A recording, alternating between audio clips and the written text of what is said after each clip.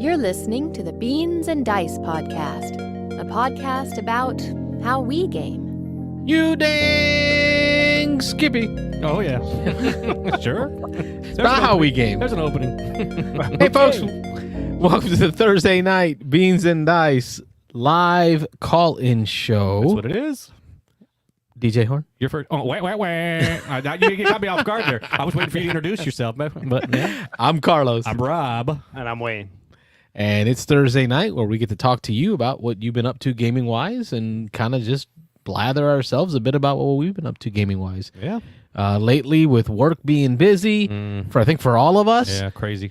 we've gotten some gaming in, Yeah. but we really haven't had a lot of time together to prep for any specific show topics or anything planned or organized. So, like we've done in the last couple of weeks, we're just going to open up that phone line. We'll do it live. We will do it live. Yeah. Just open that phone line. So if you got something to call in, something burning your britches, go ahead and let us know right off the bat here. As normal, our Thursday night call-in show. You take over the show. If you call in, roughly 10 minutes, have a topic, have a few topics. Just call in, tell us what you've been up to, what you've been playing, board game news.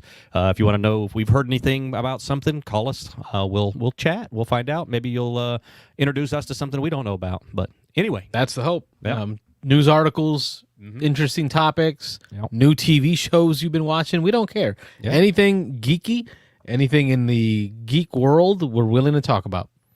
Yep. Speaking of geek, ahead. you got to get your geek on this weekend, Yeah, a little Robert. bit. I got to go to the, I think they called it the Big Game Bash. It was down in Fort Myers, Florida, which is about 2 hours, just over 2 hours south of where we are here in Tampa. This one is it's a game meetup. I kept calling it a convention, but I guess it's not officially a convention. It's just a game day. Historically, it's been a game day. This year, for the first time, they turned it into a 2-day. And when I say they, historically, it's been run by a church out of Fort Myers, and Joey Evans from the Dice Tower, one of their newer members, one of the new magicians. I say one of because there's a couple magicians now on the show, Brian Drake and Joey Evans. But Joey Evans, I believe it's his local church there in Fort Myers.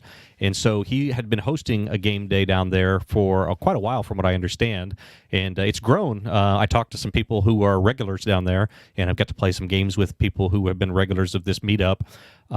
It's gotten larger and larger. It was kind of funny. They were real curious. The couple that me and my daughter played with were real curious about other parts of the country and what other game groups were like, and the sizes, I guess, particularly.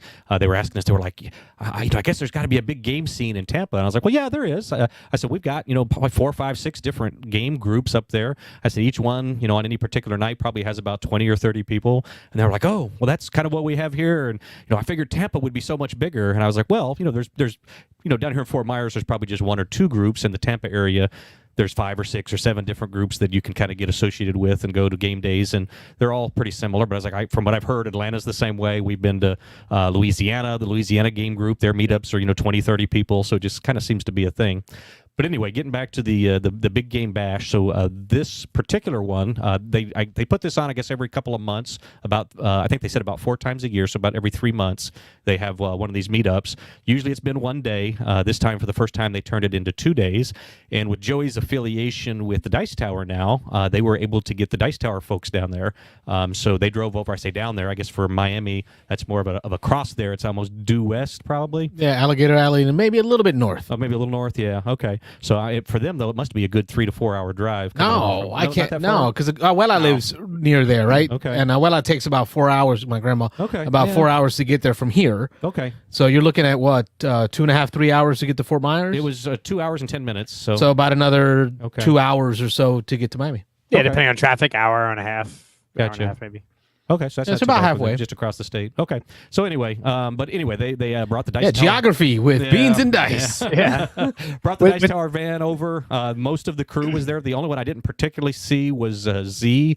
They did it on a Friday, Saturday. I only made it for Saturday. I had to work Friday, so I was able to make it down Saturday. The event was officially free admission, although they were asking for a donation for the youth group there at the door. So we pitched some bills in the till when we went in. But But it was I had misunderstood a little bit, and I went back and read it after we got there. I assumed there was going to be some kind of library there. There was not. It was a bring your own game kind of situation. So me and my daughter had brought a couple of games, just little 2-player games, because we figured if we didn't mesh in right away, then we could sit down and play a couple games on our own. But that's the way we started. We sat down, we played the Star Wars deck builder game. I taught her that, and she enjoyed it. And then we played Jamaica, so just 2-player Jamaica. And then after that, we kind of got up and walked around. I got to say hi to Tom Vassell was there. I said hi to Joey Evans. His wife was there. Chris Yee and Wendy Yee were there. I got to say hi to them. Camilla was there. She kind of made a brief appearance. I understand she was there more on Friday. Like I said, I didn't see Z Garcia. I'm not sure if he didn't make the trip. I'm sure maybe somebody had to man the ship back in Miami. But had a good time. They had a hot games area. It was just 4 games that were set up.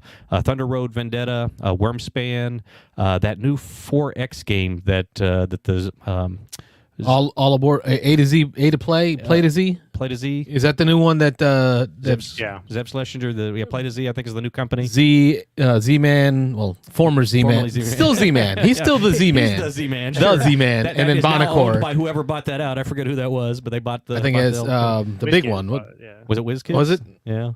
Yeah, somebody bought them out, but anyway. Did they have the 4X game there? They did. They had it's getting ready to kickstart. So, right. They had it there. Bonacor talked about it on the Board Game Insider podcast this week. It's a flicking game. You know, it's a 4X flicking game. It's a manual. He didn't say nothing about flicking. Yeah, it's a flicking game. Yeah. So you're flicking discs, and you're. He said all the X's are there. You're trying to land on planets. He didn't say excrement. Yep, it is. Nope, it's a very light manual dexterity. Really? Yeah, it's not a heavy 4X game.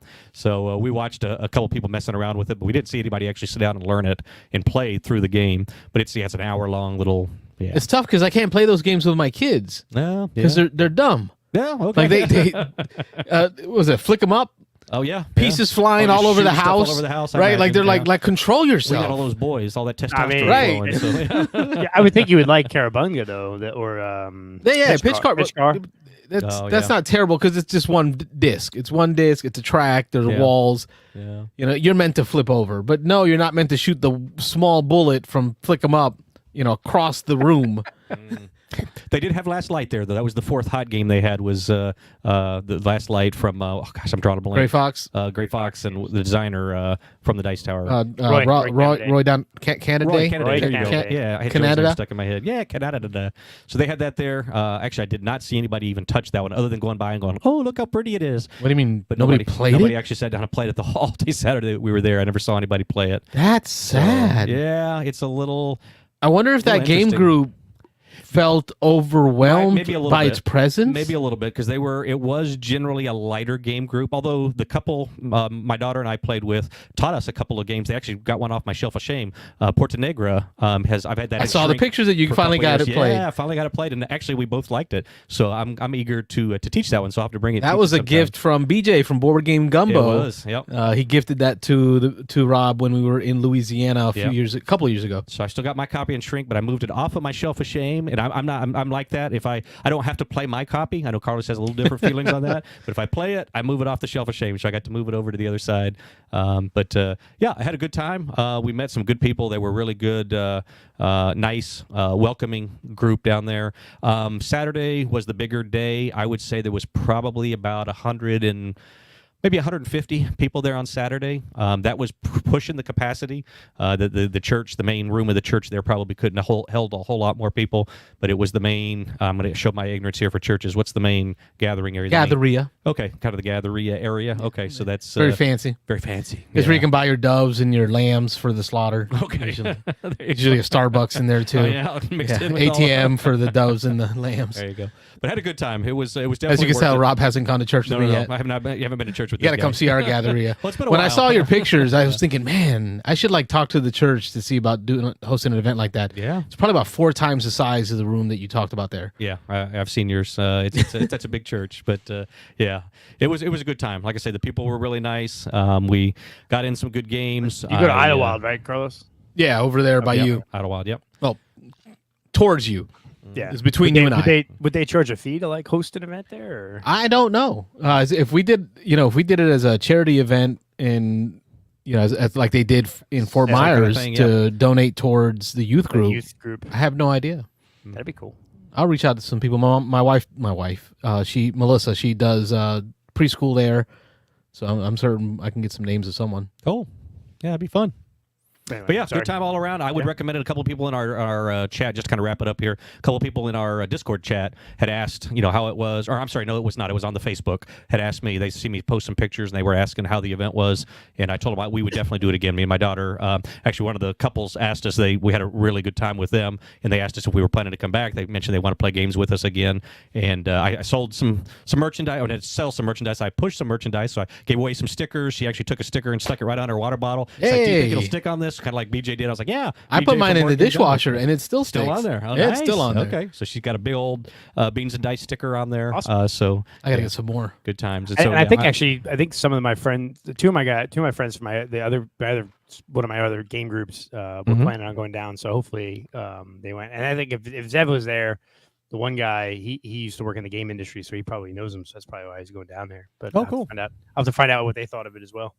Yeah. And I said we would definitely go back. I was just, again, kind of wrap that up. The couple had asked if we were planning to come back. And I said, well, yeah, I understood this one sold out. And I know there were some people at the last minute who couldn't get tickets. I said, now that I've been here once, I'm not going to, when they open the doors again to sell, not to sell, it was free for more signups. Reserve spots. I said, I'm not going to jump right on it just because I'd like to have other people's have the opportunity. But after a few weeks, if there's still spots available, I definitely would sign up and do it again. So it was worth the 2-hour drive. That's my giveth the beans there. So. Yeah. Try, buy, or deny. I would say buy. Yeah. We got Kyle Jeeves, Mr. Jeeves, Kyle Jeeves. a.k.a. Kyle from Chi-Town in the chat. We were only like at 2 and 3 and 4 viewers so far. It's like I think there's like a rift. Maybe everybody's because being leap year, this is not supposed to be a day that's happening. Like this day doesn't exist. Yeah. So we don't exist. I saw a good meme today where like someone said like post all you want on Facebook today because you're on this day. It won't show up again for 4 years. Oh yeah, I'll just disappear for the next 3 years. No, people, don't post what you want. Post it all. Go crazy. It never goes away. It's always there. But if you did any gaming this past weekend that you want to talk about, you can call in, share 813-618-7099 is the number.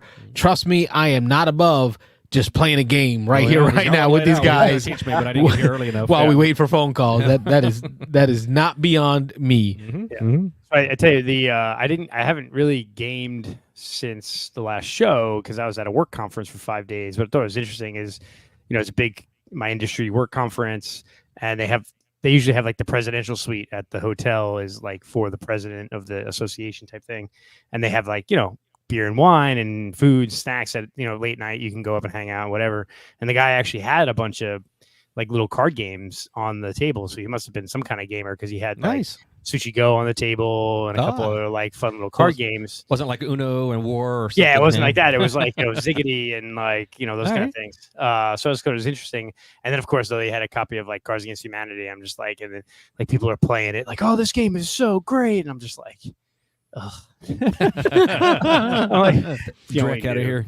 Yeah, what's funny is like when that game first, You didn't go all Liquid Snake on them? Oh no, I didn't. Anyone who thinks this game is good is an idiot. No, you can think the game's good. It's totally, I have no problem. Actually, I own it, and I have the bigger box, and I like probably have like the first, I don't know, 10 expansions they came out with. Because when it first came out, it was like the thing to do. But after a while, it just gets old, right? It's one of those ones that I don't know how you're, playing it for, I don't know, just gets old.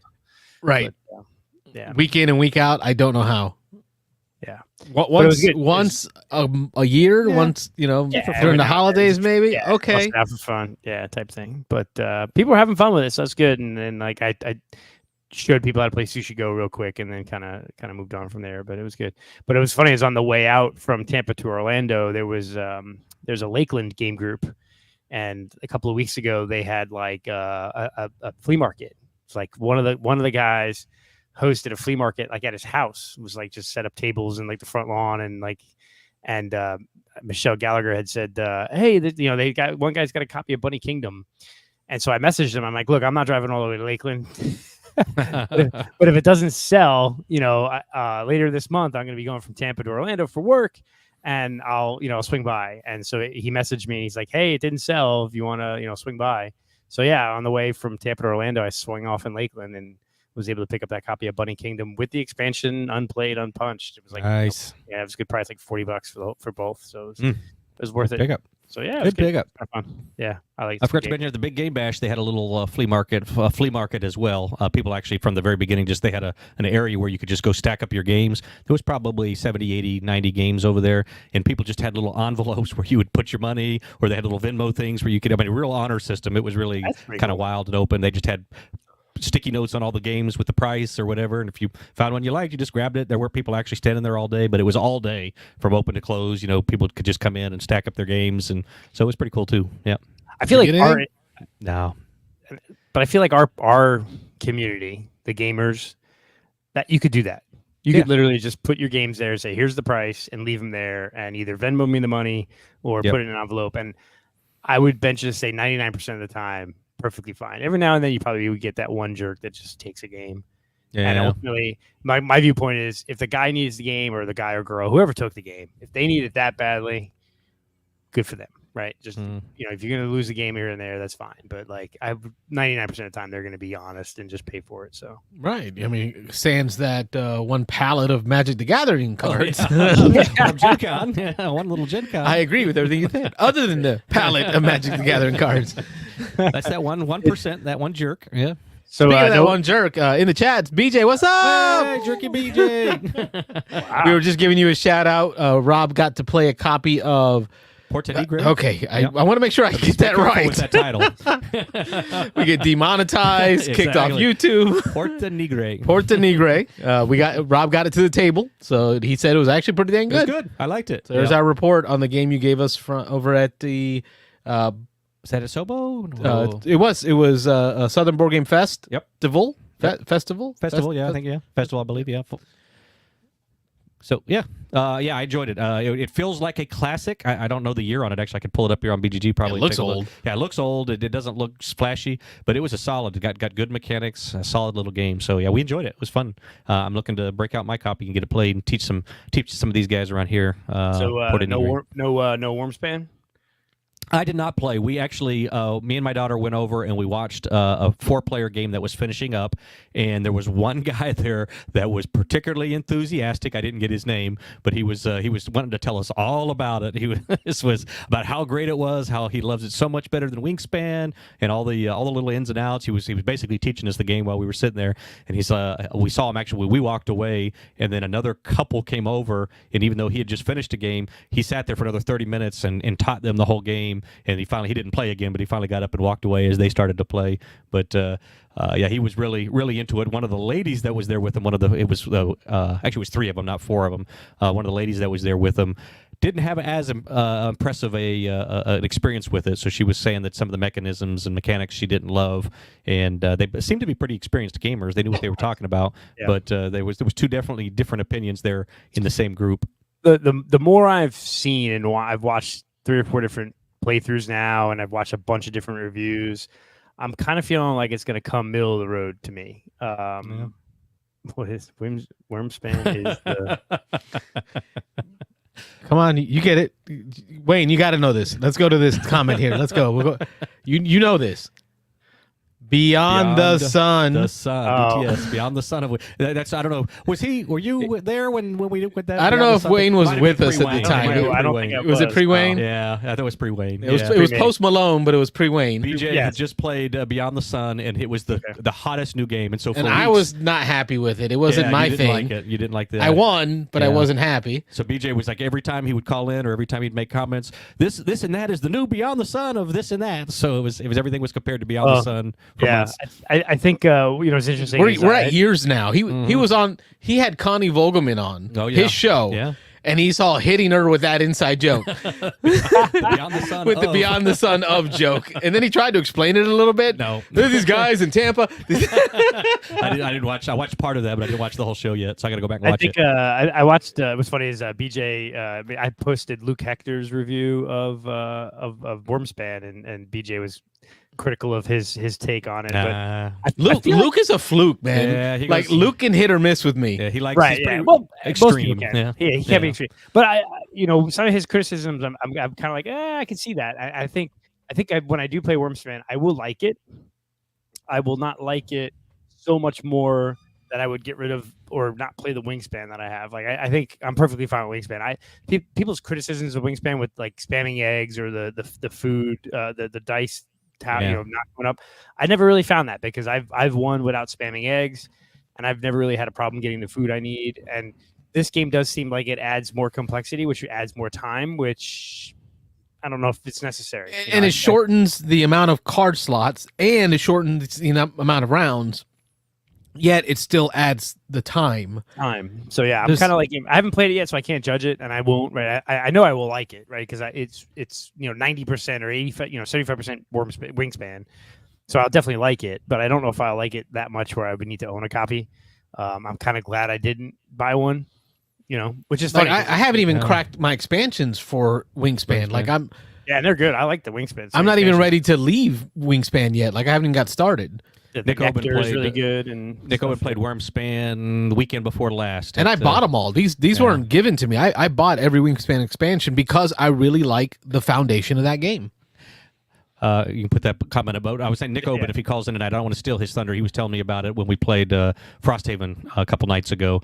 But his big takeaway is that it is even more multiplayer solitaire than Wingspan is. He said taking that dice aspect out where you can kind of manipulate that and maybe steal something that change something that somebody needs. Yeah, he said this is really, you're entirely just building your own engine. You're not messing with each other at all. He said it's mostly heads down playing your game, so it's not really much interaction at all. BJ says, my Wingspan collection is for sale. If anybody wants it, Wormspan took Wingspan's credit card away and made it pay with cash from now on. There you go. I think BJ has like he's a little spicy tonight. He must be having some. You gotta listen to. I know he does his little snippets that he puts on YouTube. Yeah, but he will post the entire recording session as a podcast. Yeah. Right. So you kind of get like the segments that he does his YouTubes, and they get spicy on there. It's fun. It's fun. Yeah, fun. It is Good stuff. Really good stuff, man. We love you, BJ. I've seen enough now where I'm pretty sure that it's going to be. I like it, but I don't need to own it. Yeah, it's not going to be everybody's cup of tea. It's I think it's a little longer. It's a little more complex. According to Nick and some others that I've heard, it's a little more solo. You're doing your own thing. But some people, like the guy that, like I say, that he loved the comboing. He loved that he could build combos, that he could get an engine going as he moved his little character across the board each time. He would trigger different things. The art is very divisive. I've run into people that really love the art, and then I've run into people who just feel the art is completely out of place. So it's everyone complains about the made up book of facts. It's like, oh yeah, charge me $5 less for this game and get rid of the book. 30 pages of made up facts. It just makes you think of How to Train Your Dragon, the kid with the book, you know, of all the facts. Yeah. BJ says, tons of combos. Better way to get resources. The Dragon Guilds are awesome. It's a better game. 2 out of 10. There you go. 2 out of 10. I think like the other thing too is like the Dragon Guild thing does seem like a cool mechanism, right? It gives you it changes out. There's a couple different ones that change out, and you use that to. You could have easily instituted that in Wingspan expansion too. It had associations that are bird watchers, right? And have it like as you collect certain things. Like so, there's ways to, or there would have been ways to put that mechanism in Wormspan or Wingspan, excuse me. Wingspan, yeah. But no, I'm looking forward to playing it. I kind of wish we had just played the Diego's copy when he had it set up at the game day a couple weeks ago, but we'll get it played soon enough. I know he was disappointed we didn't play 2, but yeah, I'm sure he'll bring it back. We'll play it again. Yeah, we'll get a chance to play it again. What do you got going on, Wayne? What have you been up to game wise? Like I said, I haven't played much other than just like a ton more on BGA in the last week because I was at that work conference, which was like. I haven't traveled much in like the last year. Yeah, I remember I mentioned to you guys that I was kind of like done traveling for work, but I had to go to this one because like one of my best friends in my profession was like the head of the association this year. He's like, "You got to come." I'm like, "All right," and then I'm like, I got it. This is 5 days I can't get back in my life. Oh boy, yeah, yeah.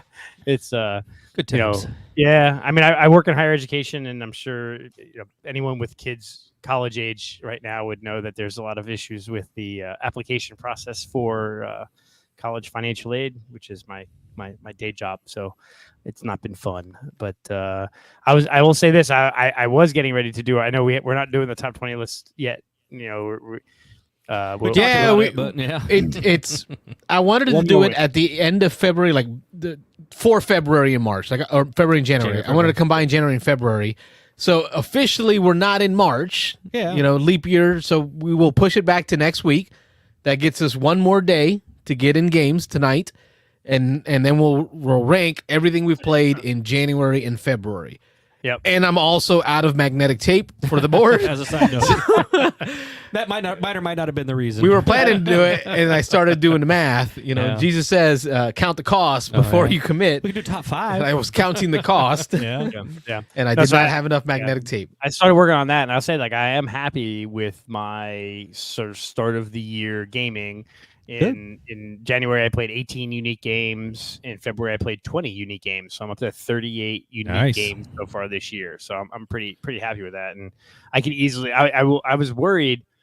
I think up until the beginning of this month that I'd have a hard time getting to 20 games to list, right? Because definitely I only played 18 games in January, but now I'm at 38 games played, and I'm like, I highlighted all the ones. I'm like, that could make my top 20 list. And I'm like, oh, I'm there. I can get 20 games easily in there.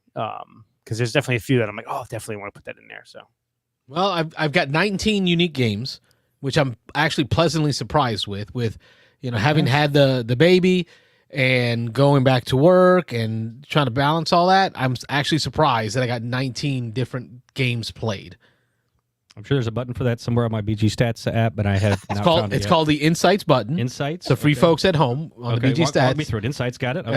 And then make sure your year is updated at the top. 2024. I'm there. And then right there in the top right should be games. Games, got it. And those are unique titles. 28. 28. Wayne's the winner. Woo. yep, 38. Yeah. I had 29 plays of 19 unique games. Okay. You need one more game played so that you can get your top 20 list. This way, everything makes the list, Carlos. There you go. Wait a minute. I forgot to list Scout. I had Scout played. Oh, there you go. Oh, there you go. You're at 20. There, I'm at 20. Ding, ding, ding, ding, ding. Let me get that back in there. So you got a top 20 list. Just like that. Here's what I've been up to gaming wise. So, we got a comment. BJ says, "Can't wait to see what your new lists say. After 2 months, we should have some good list." I don't know about good. There are games on it. Mine's pretty good list. I got Mine's pretty good too. I think I had 20 out of 28. I can cut eight stinkers out of there. I think I'm I got a lot of Sky Team in. I'll tell you that. Oh, did you? Like that Well, is- that's like the one I've now played I've played Sky bunch. Team like 30 times now, but it's all on BGA, so I'm not counting it. But it's a good one. Oh, That mine was one, all in person. Like it's Yeah. all in person, and I'm loving it. got a couple plays in here with Carlos in person. It is so chill Yeah. and stressful. I don't know how to say that. I wouldn't say chill. It is though. It is chill. Yeah. Like it's like I'm just gonna place a die. Like it's so And then you piss off the other person. They're like, "What'd you do? You messed up my whole plan." plane spinning around on its axis. Yeah. Yeah, Wait, Rob and driving I nuts. are It's like, on "Wait, our. place that engine die. I gotta know. figure out what you got for the engine die." And I'm thinking the same thing. Like shit, I got like, nothing but a high die. We're I think on a. So I think Rob and I have probably played 15 or 20 games easy, and we're probably won on the first. We're probably only 3 or 4 times we've lost the first go of it, and then had to try it again. This might be the first one where we lost the first one. We're in the second go round, and Second one's we're- looking rough. the second one's looking a little rough. So you might this scenario might take three times to figure it out. But I will Look say at all that the modules in this one. Yeah. yeah, we got a lot. Yeah, and that's what what's funny is like compare and contrast like this to say like Gloomhaven, right? Like if I fail one of these, all right, let's re-rack it, try it again. We fail it again, let's re-rack it, try it again because it's fast, right? Whereas like in like Mansions of Madness or even like any of these campaign games where it's like, okay, I just spent like 2 hours playing this scenario and lost, and you want me to re-rack it and play another 2 hours? Like I don't mind like losing in this game as much, although it is stressful. I love the stress of this game. I got to beat it. I got to do it right. I know you were going to reference there back to Frosthaven and Gloomhaven. I know you're not a huge fan, but yeah, I feel like in our group of 3, me, Joe, and Nick, I am the one that kind of compels the group, and I don't even have to say it anymore. And I feel bad sometimes because they look at me and they're like, "Okay, we'll do it again," because Rob wants to. But I'm the one who I want to beat it and do it the right way. And if we don't, I mean, we've had a few times in both Frosthaven and Gloomhaven. Actually, definitely in Gloomhaven. Not sure if we've actually done it in Frosthaven. We might have done it once where we failed forward. We were just so close. We were just a couple of card plays away. It was like, you know what? We're not going to play that. We just rewind that little bit. Yeah, we're not going to play that 2.5 hours again just so we can, have those cards come out in a different order. So maybe once in Frosthaven. We did it probably 3, 4, 5 times in Gloomhaven. But, we just did it. We just replayed a scenario a couple nights ago that we had lost before, and we beat it fairly handily. That's been our experience, is if you go into it and you really don't know. You get some information going into each one of the scenarios where you have some idea of what you want to do or what cards you want to bring, but there's enough not known until you actually get in and try it. And then usually when we've replayed and re-racked and done it again, we've been pretty successful our second go-through. So BJ is talking about April 23rd. I believe that's a Tuesday. BJ, I will check the family calendar to make sure we have nothing booked. Robert, you do the same. Yeah, sure. Yeah. Wayne? I just checked BJ's mine. inviting us to participate in the Board Game Gumbo live chat. What day is that? It's a Tuesday, the 23rd of April. Okay. I have nothing. I'm good. Oh, I see Tuesday there. I'm sorry, I missed it. Okay, yeah. Okay, so Tuesday. Tuesdays are generally good for me. So I think I can't imagine the mayhem that will occur. Yeah. It'll be the... We won't get very far. I mean, we're not going to make much progress in that, but it'll just be a bunch of BSing. But that's all right. Yeah. That's the plan. Yeah. There we go. No, but I think one thing we have done, and we did, I don't think it's gonna make my top 20, but the Jaws of the Lion. What I think my wife and I have realized is like you can kind of about halfway through a scenario get an idea of this isn't going very well. Yeah. And so what we've done is re-rat, like, okay, we're halfway through, this isn't going well, let's just go back to the beginning and start again. Or this isn't going well, let's not cheat, but let's it's boring. dial down the difficulty for, turn, instead of it being all these guys elites, just make them regular, that kind of thing. So we've kind of like done some stuff on the way. So I will caution you that we have had our fair share where we've gotten halfway through and Nick or Joe or I have said, we are not beating this scenario. We are just done. And we play it out. And I would say about 50% of the time we say that, we actually end up pulling off the win. And those are some of our most rewarding wins. It's like halfway through that thing, we thought we had no chance. And then just a couple good card pulls and you wipe out a couple of monsters in one shot and then it changes the whole thing. So... yeah, but anyway, I don't want to change the way you're playing it, but yeah. No, yeah, we're enjoying it, and I think what we've decided is the role players and us are winning out. We want to play it for the story, and just sort of play through it and then move on from there. So, I love Sky Team. I wish I would play that more in person, and then I'm really enjoying Splendor Duel. I got one live play of it with Rob, and now we're in games on BGA now, and I'm still probably gonna get trounced in this game. You're whooping me this one. I mean, am I? I'm starting to wonder. Yeah, I'm starting to wonder if you're beating me in all three categories. I looked at it earlier. I played my turn a couple hours before I came over. But anyway, this game does seem to be a little lopsided. This is our third game. We played it once live, and this is our second time online. Yeah. And the one live one and the first one we played online, even though you came back, I felt like halfway through that I had a pretty good handle on it.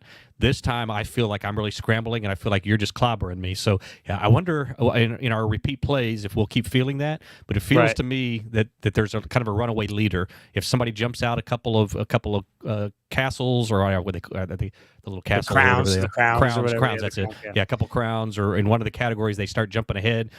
You start. I don't know if I start. Yeah, it could be. That might be the case, and that's what I think. We'll that's the game spaces think about, because like I love like Hanamakoji and Lost Cities and Jaipur. I think what's good about those games is it's like there's like two phases sometimes. Like you can have a bad round, but you can come back, right? So like in this that may not, because it's just if you play it straight through, so there's no sort of reset at any point. But I like the idea. I'm still trying to figure out like when to replenish the board. Yeah. So Carlos, in like Splendor Duel, when you use the tokens to I watched Shelfside's review of it today. Okay. Yeah. I don't know if y'all got to see it. I haven't seen that. No. I'll spoil it. Yeah, go ahead. Yeah. 10 out of 10. Oh, really? The camera shakes. And like the reviewer score was a 10 out of 10. Really? It's the a lot personal of fun. score was a 7 out of 10. He does this weird thing where he does the reviewer score.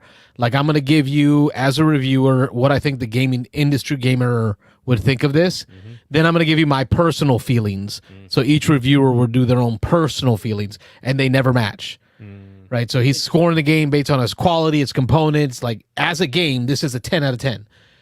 But he says, for me, Splendor is still something I'm burned out on because I played so much of it. Yeah. My wife likes Splendor. She would hate this because this is clearly more. I mean, it's 2-player. It's clearly more backstabby, cutthroat. You are doing things intentionally to stop your opponent from doing what they want to do. So yeah. Yeah, like in this second game, like as we're collecting tokens, like I saw Rob immediately grab like 3 of the same color, and there was one card that was like for 3, so I immediately just reserved that card. Because I'm like, oh, Rob wants that one.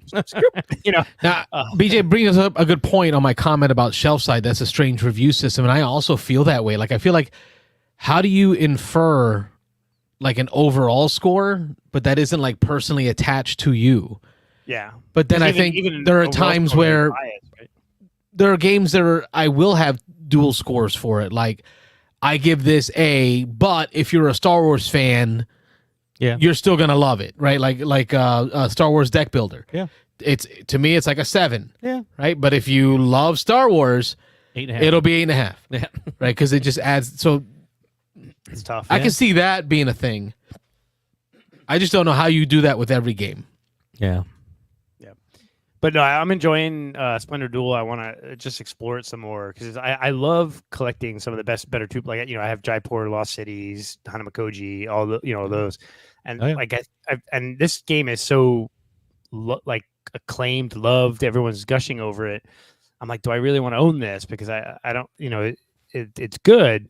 But like you said, it is definitely more cutthroat of the 2-player games out there, but it's fun. I'm enjoying the way. I like that system. Well, number one, the quality of the components. The thing looks gorgeous. Yeah. But I like that system of plucking the chips off the board, and then having to make a decision of when to replenish it. Yeah. Because if you replenish, it gives somebody the ability to do a pluck. The scroll. Free grab, free grab. And I love those cards and how they've really expanded their use. Where it used to be just they were colors, gems, yeah, right. But now they have colors and abilities. Like you get instant bonuses from them. Some of them, yeah. So and then he talked about how balanced the cards are now compared to Splendor. Where in regular Splendor there can be a 2-point card, and you can out of the 3 2-point cards that you're looking at, you can clearly tell which ones are better because some are cheaper. Like right off the bat, they're cheaper and it's still 2 points, right? While others are much more expensive and 2 points. You know which one's the one to go for. Yeah. Where in Splendor Duel, he shows the cards and shows how balanced they are. Like, look at these. Yeah. They're all good options. Yeah. Like they balance it out much better. And I'm definitely I play Splendor a little bit on BGA with a friend of mine because he doesn't know Splendor Duel. But once I teach him Splendor Duel, I'm just going to switch to that. Like I'm kind of done with Splendor. Right, like that's what he said. He said if we're playing 2 players, it won't be Splendor. It'll be Splendor Duel. Yeah, because even in Splendor, like there's kind of like a winning strategy in Splendor, where, and I'll say this, like honestly, I don't lose Splendor very often, and my strategy is never actually buy a row 1 card. I will never buy a row 1 card in Splendor. Really? Wow. I haven't tried that. I buy them all. Nope. I immediately start going for the 2 and row 2 and 3. I'll reserve 1 and just and because those you can spend 5, 6, 7 rounds buying 0-point cards to build your engine. That's me. And in that time, I am already at 7 or 8 or 9 points because I've bought row 2 and 3. Yeah, but then I feel like I've got the power. Like I don't even look at the 2-row cards. I get that for free. Right. Yeah. I don't even look at the 2-row cards until I have 2 of each color in the 1 rows. Yeah, but Diego I will. The only row 1 cards I'll ever buy if it's a point. Like I'll buy a 1-point card from the first row, but if it's a 0-point card, I'll never even buy it. Diego says Splendor is the game that got me into board games. And I would bet a few others could say that. I mean, it's one of those. It's a very good game, but I just feel like I'm kind of got the strategy that I use, and most of the time it wins, right? So the game's gotten boring for you. Oh, I didn't say I win. Too easy. Yeah, not too easy. Just I feel good. Now, like I'm getting multiple, free stuff. Yeah, if multiple people are going for the same strategy, then it kind of throws a little monkey wrench in the system a little bit. If you ask Liquid Snake.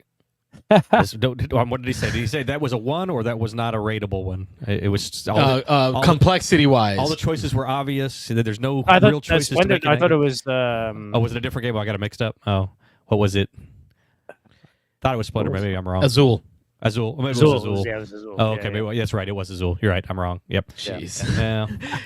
And you did not meet him in person when you went down I there? did not. I was kind of Like I would have been like yelling in the hall, "Liquid Snake!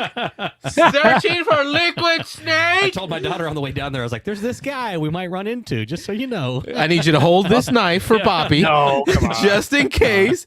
He was very, very angry. No, he was opinionated, No, but he he was was. good. No, he was a good guy. Yeah, he was a good guy. I liked his opinions. I didn't Spicy. agree with his Basic opinions. Spicy. I like spicy opinions. And I know that it turns some people off. Like Right. I got some messages. Yeah. I got some like private messages like, "Hey, what's up with that?" Yeah, I saw one. And I'm like, "Listen, at the end of the day, this is what gets us talking. Yeah. Conflict is what gets us talking. If we all just Agree. agree and sit in an echo chamber, the show's boring. Like I want people to disagree." Yep. No.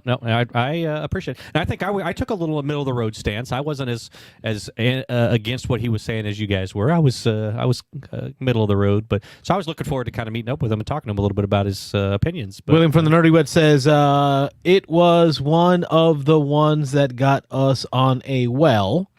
I think as well as he meant, yeah, got us. Then on he board corrects games. it with in a well. Yeah, in a well.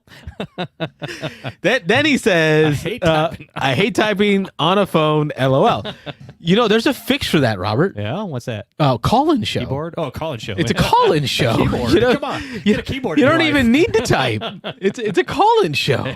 It's a thing. Call us. Talk about stuff. That's what we're here for. Now watch his English be just as bad. Yeah, it could be. Colin just starts stumbling around his words. Yeah. Some of the content that I've been consuming, Heat Torrential Rains. Apparently, it's like already out in Europe. I haven't watched this video that y'all posted in the Discord. Somebody posted in the Discord. The today. Luke Hector Yeah. one I posted in the Is that Discord. yours? Okay, yeah. All right, should I What was- spoil it? Go ahead. Yeah. I'll Okay, watch we'll it spoil anyway, it. but We'll yeah, spoil what it. was it all about? Which it really won't bother me that much.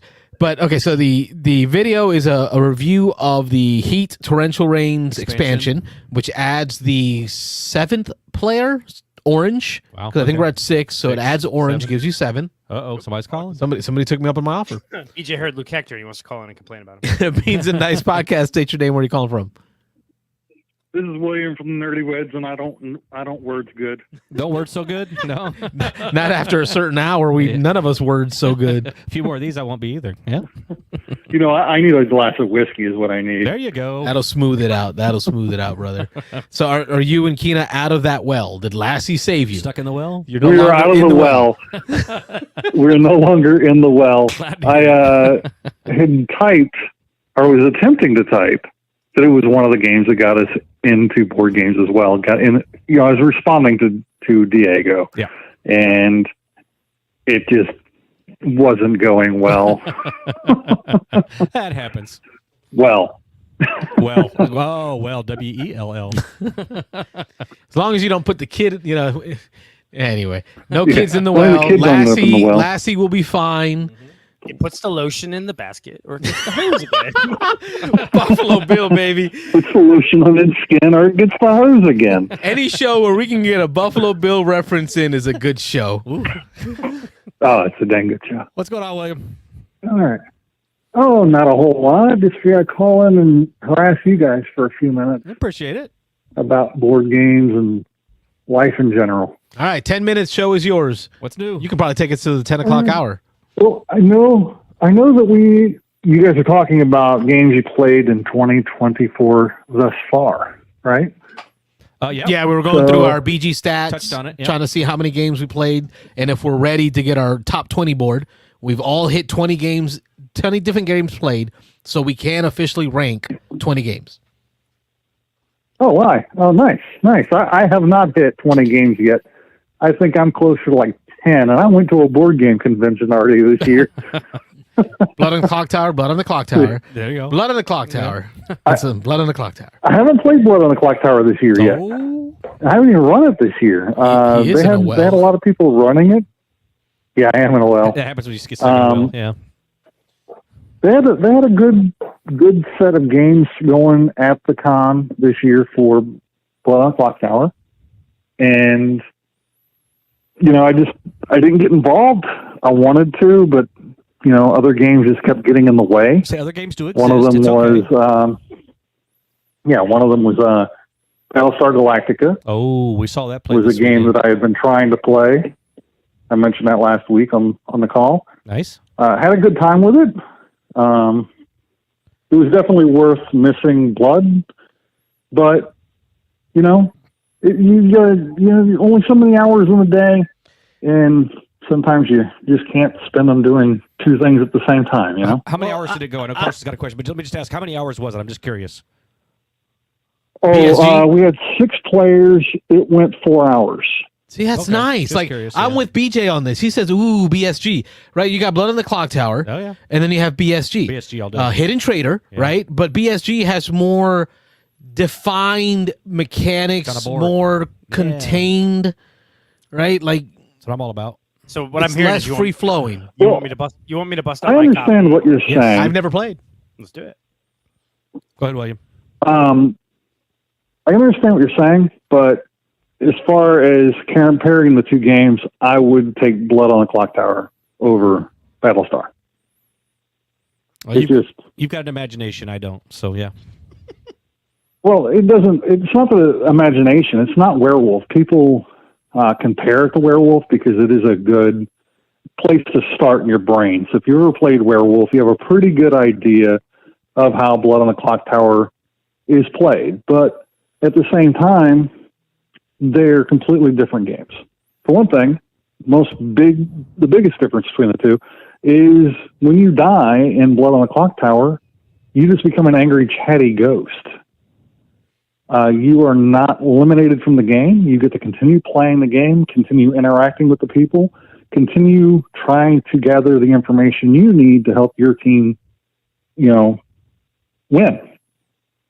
Sure. And sometimes dying is one of the ways that gets people into the game.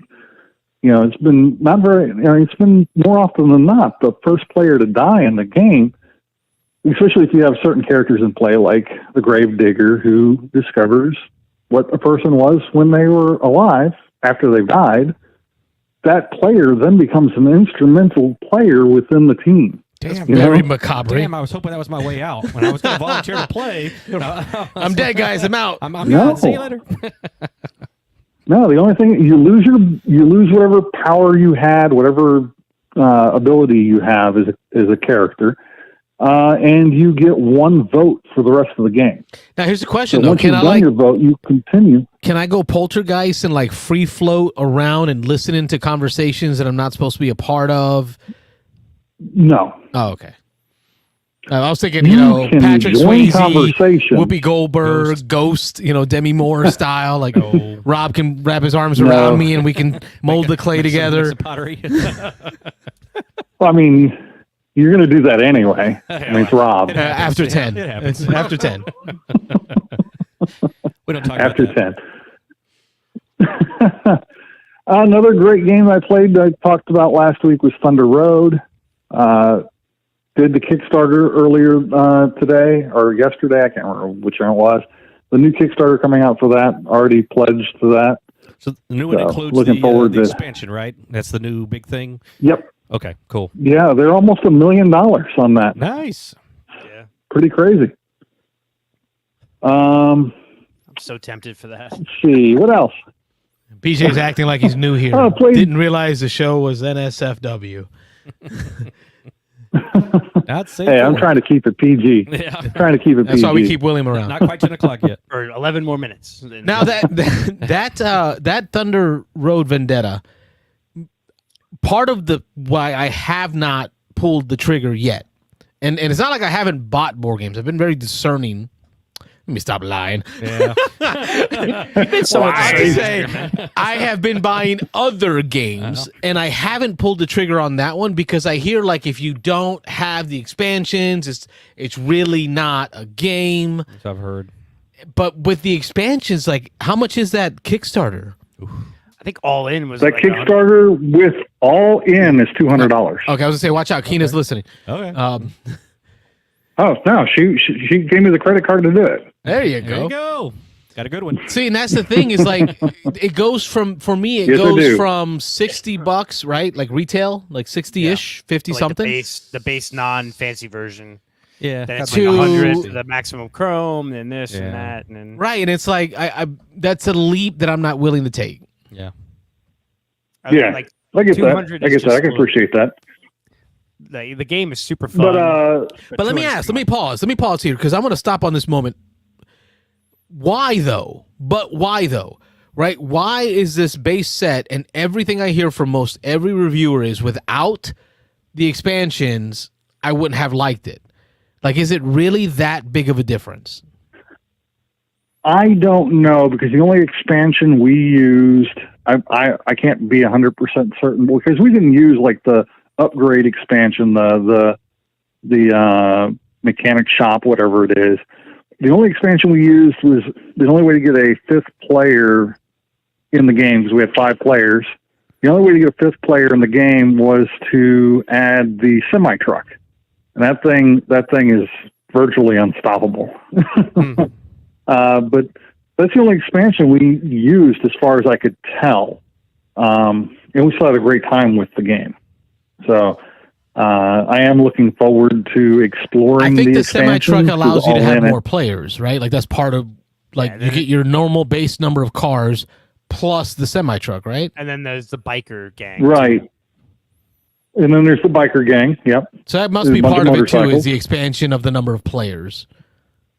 Yeah, and the new expansion that just came out with comes with a purple set of base cars, so you can have a fifth player who just uses the regular cars in the new expansion.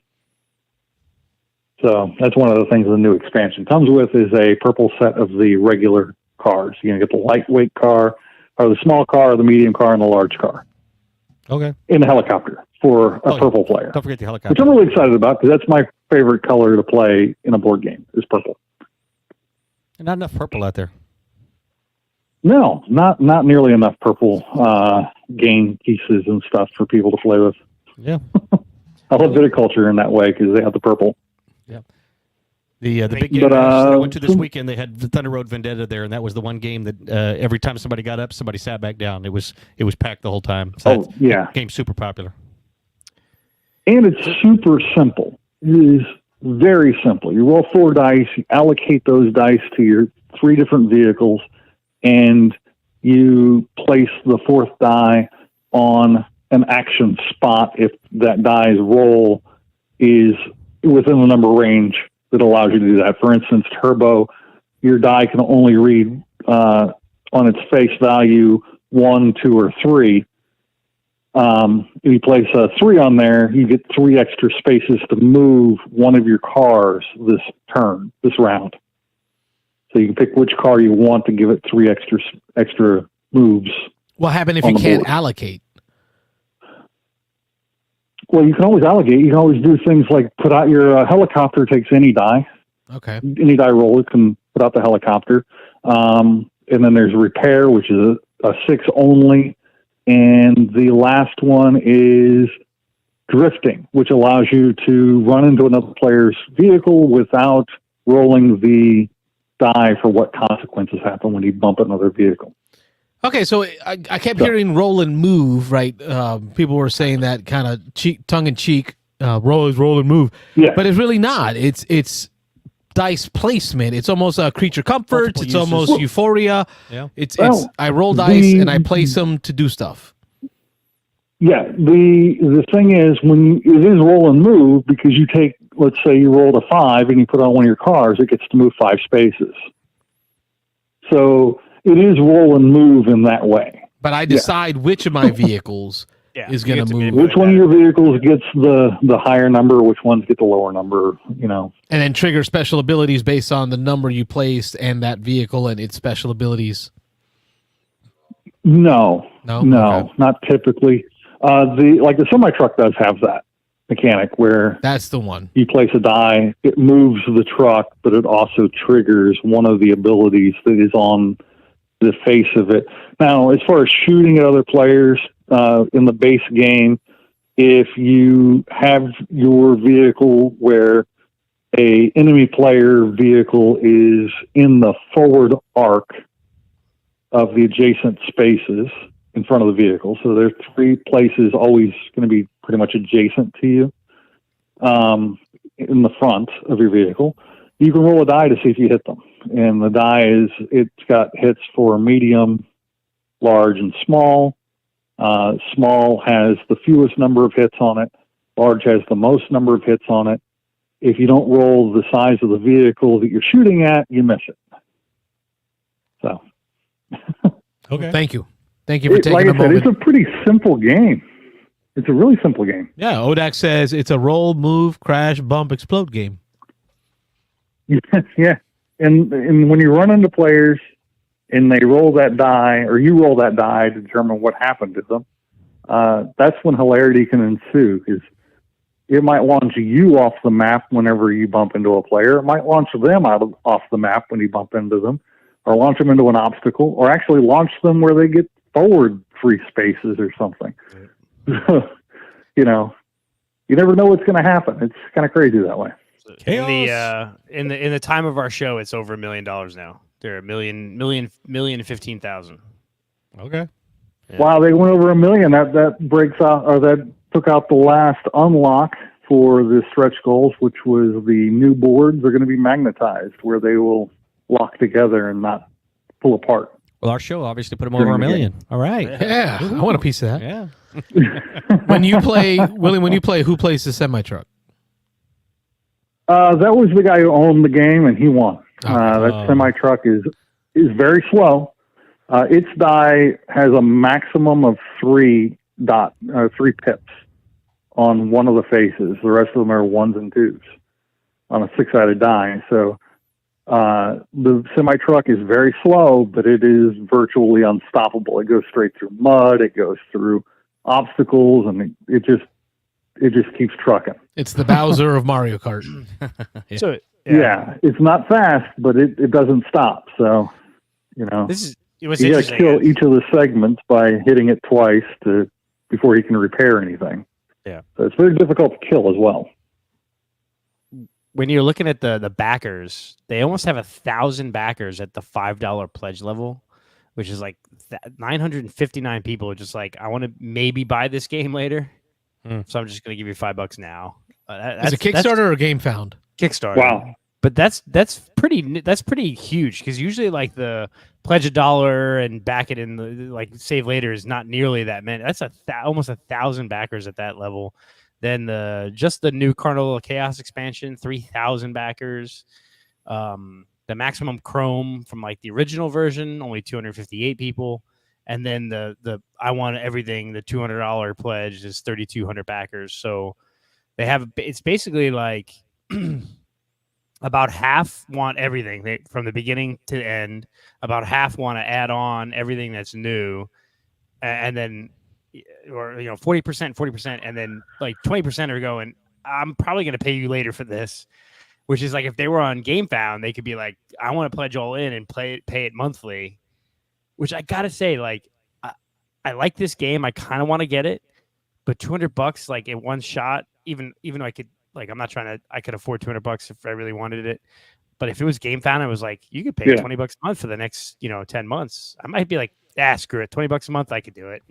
Put you over Like the I edge. probably would just do it. It'll get withdrawn with the Netflix and the Hulu, Right? Yeah. right? And I won't even see it. Yeah. But see, I'm Now, more one of other cool it's restoration games, right?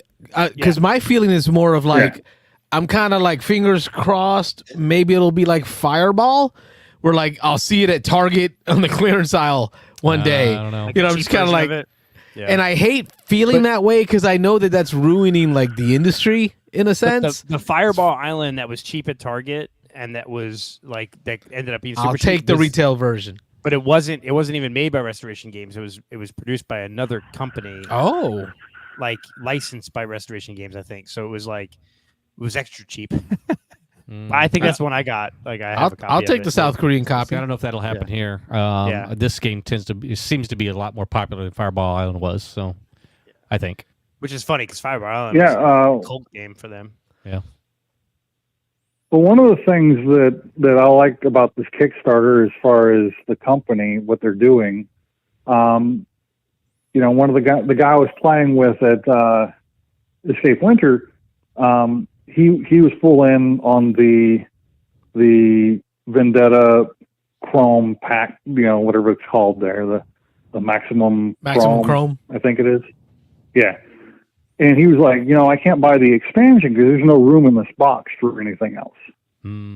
Well, if you buy the expansion, when the pledge manager comes up, they have an option where you can add the box expander Bigger box. for the Maximum Chrome box to make more room in it for free. They're giving that away for free to anybody who wants it in the pledge manager. Tell me about this box expander. How does it work? How are we expanding? It takes your existing box and makes it bigger. Yeah. But are we adding to the side? Are we lifting the lid? Like, what are we doing here? Lifting the lid. Okay. It's lifting the lid. Lid lift. Yeah. Everyone's favorite. That's still a cool feature, but they are also offering for like $43 a folded, what's the name of the company? Folded space. Folded space? Folded Space. Folded Space has created a custom insert that allows you to store the entire game with the expansions in the original box. So there is an alternative for those who don't want to expand their box. And folded space is nice because I just it thought really it was doesn't cool add they any offered weight. those options. Yeah, it is foam. Foam board. Who doesn't want to expand their box? Hey, all day, every day. Anyway. At 10:01, Rob. 10:01. It's after 10. Congratulations. And this is when BJ says good night. Funny. He rescinds the offer for us to come on the show. No more. I had a couple great games of Captain Sonar, 8-player. Nice. Not turn-based. That was a lot of fun. And played a bunch of other games. A lot of smaller games, and White Castle I mentioned last week. So I think I got in about 10, maybe 12 games at the convention. And we even brought a game home with us. We brought My Shelfie. We brought that there at the con. That's the other area placement or like dice placement yeah. that Not makes really a dice shelf of a placement, game. Tile placement. You're looking for color tiles that you're drafting. Yeah. Yeah, you're looking for like specific type of tiles being in specific places in your tableau. And your tableau that you're building is a 3-dimensional, kind of like Connect 4 shelving unit that you get to throw in. You get to throw in these tiles to create a shelving unit that matches what you have on your secret objective, and you're also going for public objectives that are out on the board. So it looks fun. It looks interesting. We haven't played it yet. Okay. It went on the shelf of shame as soon as we bought it. Straight to the shelf of shame. I like My Shelfie. That shelf of shame is a lot bigger than I want to admit. I like My Shelfie. I've played it a bunch on BGA. I think I like it more than Shelfie Stacker. Okay. All right. Well, guys, I've been on here for a while. I'll let somebody else have the opportunity to call in. Yeah.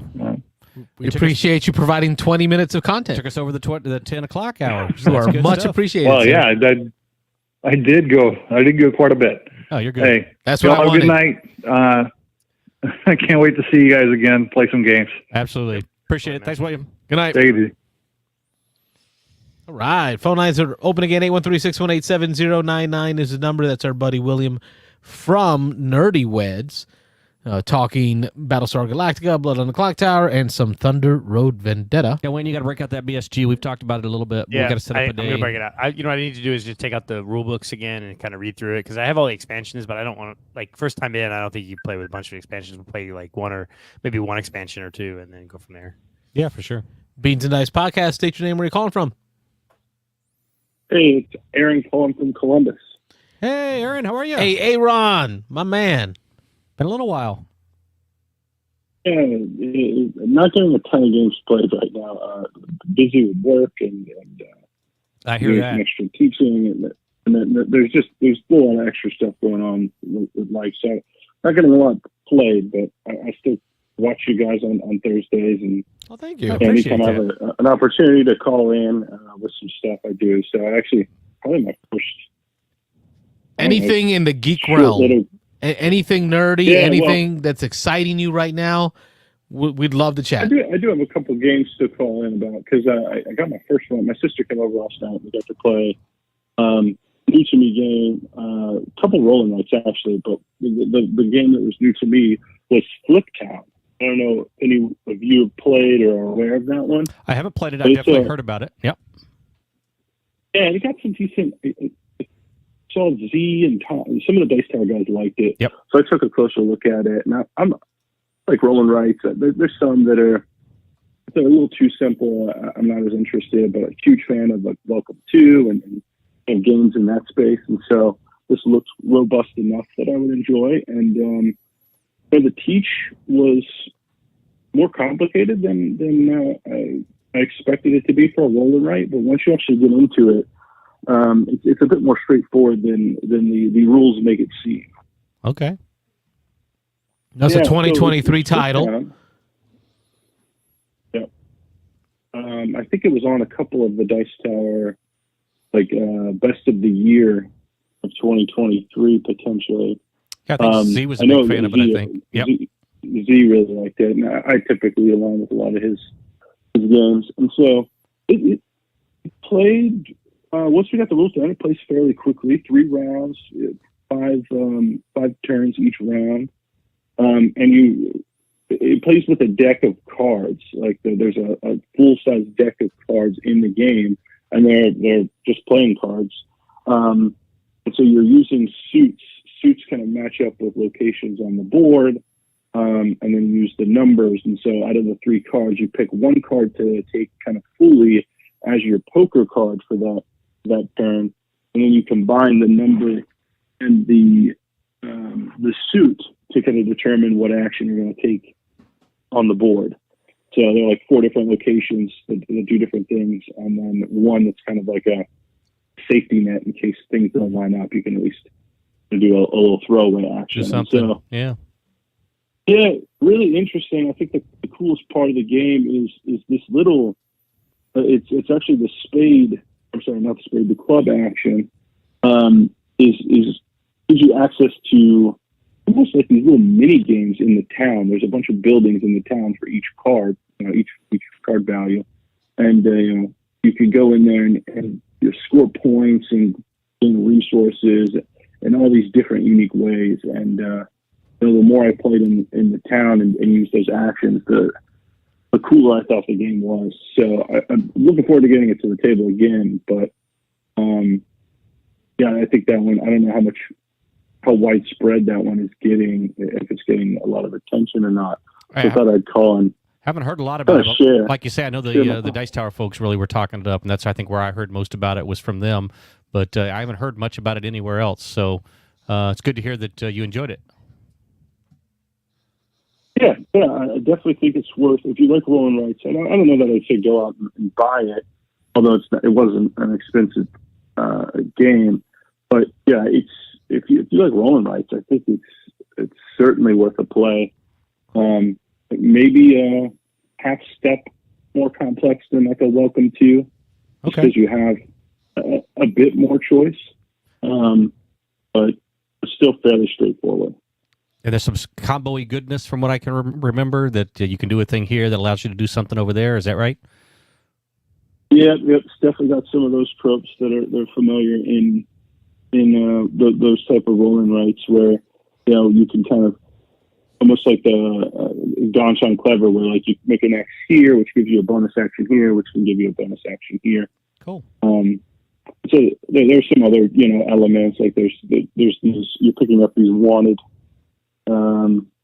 posters, and the more of those you get, the more likely you are to get caught by the sheriff. And there's some other little hidden elements in here as you play through the round, but it's really kind of that core element of use these 3 cards to combo the 2 different actions you're taking each turn.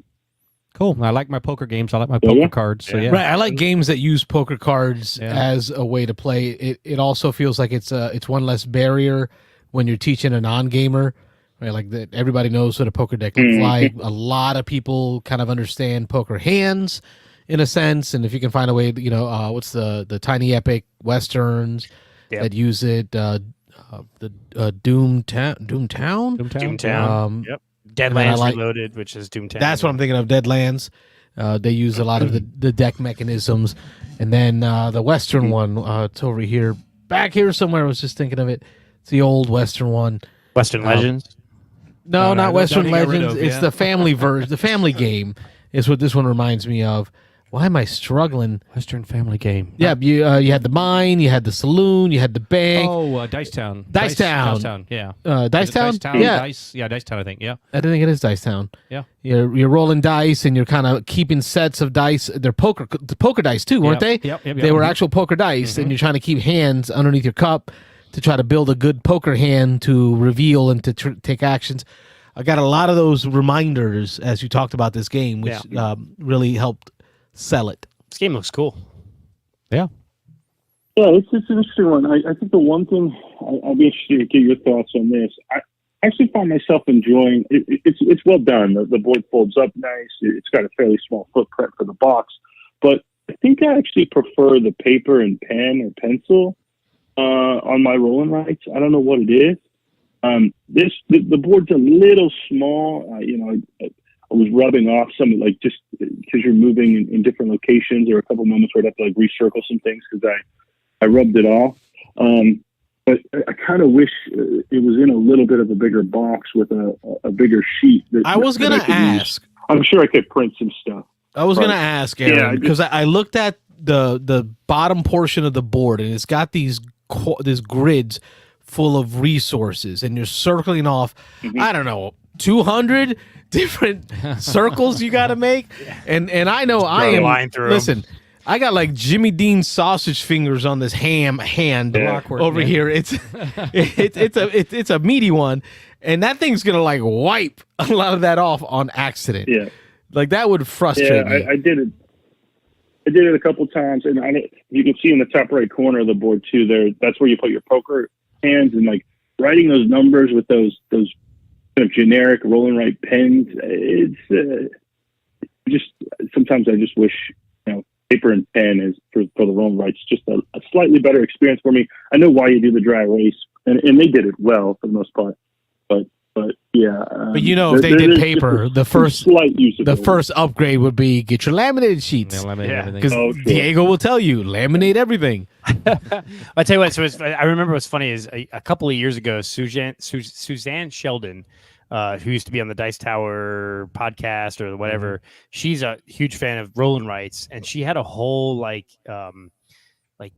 article where she talked about all the different things she buys to enhance roll and writes, like the laminator, this, that, and then she had these like dry erase pens that were like fine point pens that are like, but they were like, the pens were like $4 a piece on Amazon, like for one of them. I'm like, but they supposedly last a long time, and they have like a really fine point that you don't like smudge on. Because like you said, like sometimes these ones that come in the games, the giant kind of pens, they smudge super easy. And, they're cheapies. And they're good. It's good that they improve them in the game, but eventually you got to go out and buy like good dry erase markers to mark up these kind of games.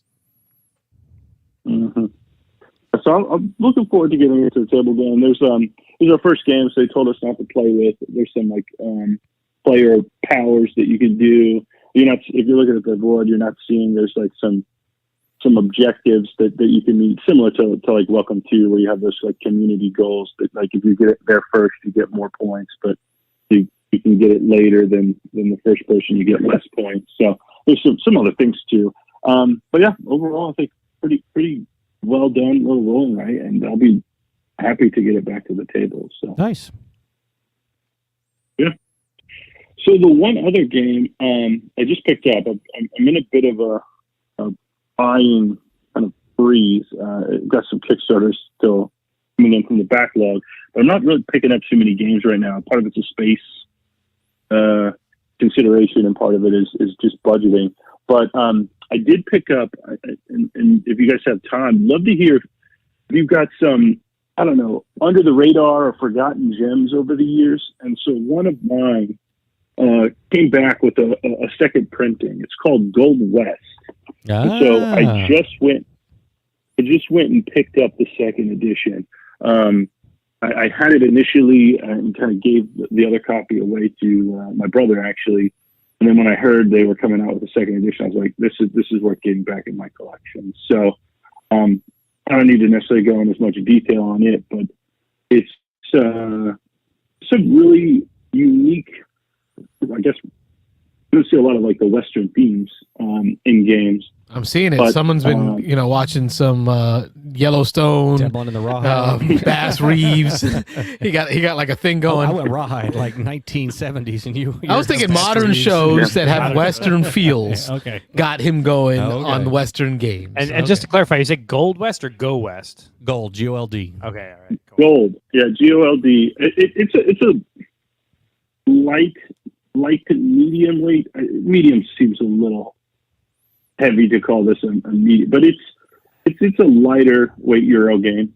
It's got some unique elements to it that you don't see a lot in kind of that space. So kind of the core action decision making mechanic is an Ancala mechanic. Okay. So you're collecting resources as you go and kind of place settlements and camps out on the board. And there's like 5 different resources in the game. So like these 3 metals, gold, silver, bronze, and then you have wood and stone, I believe. And so you need the wood and stone to go make settlements to claim regions, which allow you to kind of do some set selection for points in these, the different region types for scoring. And then you've got a number of different ways you can kind of sell metals. I think there's like investments, a place called Boomtown, maybe some shipments.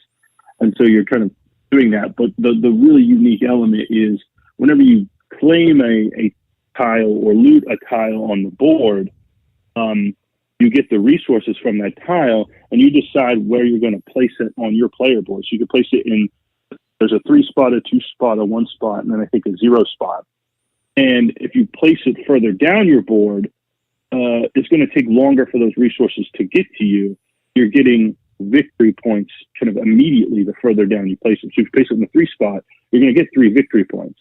But when you go for your next turn, you pick up the resources from one of those 4 locations on your board, and you have to drop one resource off up until you kind of come off your board, and then whatever resources are left that you place off your board, those are the resources you get to use for the round. So really interesting mechanism. And I just thought I don't think it's going to blow anyone away with what it does, but it's a pretty tight game with a few kind of point salad type of scoring opportunities. Now, is your new version a Tasty Minstrel version? Because I know that they sold out. RIP. So Trick or Treat Studios has put out the second edition. Now, granted, visually there's not a whole lot of difference. Is it still Vincent I'd say for Dutray? most people, Vincent Dutray artwork. Yeah, so it's a Trick or Treat Studio Vincent Dutray artwork on the front. The old one was kind of in more of like a wooden crate or wooden barrel type of box cover, not a whole lot of artwork on the Tasty Minstrel version. But the new Trick or Treat Studio version has the Vincent Dutray artwork, kind of them panning Vincent for gold. Dutray of Heat, Jaipur, Robin Crusoe. Crusoe, yeah. He's He's all over the place. Yeah, he's a big name in the industry for graphic art. Yeah. It's really interesting because the game actually doesn't have much art in it. Yeah. Really, it just commissioned him for the box, the box cover art, because everything else is just kind of graphic design. If I remember, this is one of the games that's a little fun to watch them talk about on Dice Tower. I can't remember who it is. One of the main guys there on the Dice Tower really likes this game, and one of them doesn't. And my gut reaction was that Tom really thought it was trash. But maybe I'm thinking about it, I think maybe it's the other way around. Tom might have liked it, and then Z thought it was trash. I can't remember. No, I think Z's a fan of it. They did a catch up palooza probably a couple of years ago on it. I think Z's a fan of it. I don't know who all he got to play the catch up palooza. I think slightly changed after they played again, but I think Mike Delicio had kind of a. If you watch that play, he had it took him a little bit to wrap his head around that Mancala mechanism. So I think that might have turned him off a little bit. I could be wrong on that. Okay. Do you do like I do, Aaron? You justify your purchases by watching every single video you can find about the game you just bought? Make you feel better? Yeah, I do it before, I do it after. While it's shipping, like I'm watching everything just to be like, I made a good choice. I made a good choice. What happens if the videos are crap and it's shipping? You like refuse to. They're wrong. Oh no! Oh, they're wrong. Yeah. I'll prove them wrong. Shelf of shame, never to be played again. Straight on the shelf. Yeah. So I don't know if you guys have any kind of hidden gems that you are that you feel like don't get the love they deserve. I'm glad this one's getting second printing, so we'll see how many people buy it. Always tons. And it's on my table right here, right now. Wildlands by Martin Wallace? Wildlands by Martin Wallace. 2018 title, Osprey Games. It's a company that's really known more for its historical games. This is a very fantasy-based arena battler, skirmish-style game. Squad versus squad versus squad versus squad, up to 4 players, up to 6 if you get the expansions. And I will talk more about it because I got more stuff coming. I've been watching more videos to justify the stuff that's being shipped. But this one to me is underrated. Expansion should be a 4-letter word. Oh, I quickly have got 3 in my mind that are actually, I think, are games that I own that I think are better than they get credit for. So the first one, going with like kind of I'm thinking like Euro games, right? Kind of things. So one, and I know I'll go with this first. Sorry, all right, I'm gonna go with this one first because I know Carlos and Rob are gonna agree. Chocolate Factory. Yes. Yeah. I like it's Chocolate a Factory. game that has not gotten enough credit for kind of how good it is on this show and in this group and our Louisiana friends over there. We all understand and appreciate that what's Duncan? I can't remember the 2 designers. Dunkin' Donuts. Matthew Dunstan and Brett Gilbert. That's the one. Dunstan and Gilbert. Those 2. Is that a musical? That's not the first.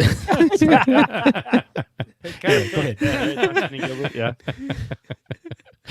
All I'm thinking about is the Murders in the House, the song about the twin babies. All right, turn it off the rails. The wicked triplets. Which of the triplets did it? Such a good show, man. Murders. Only murders. Only murders.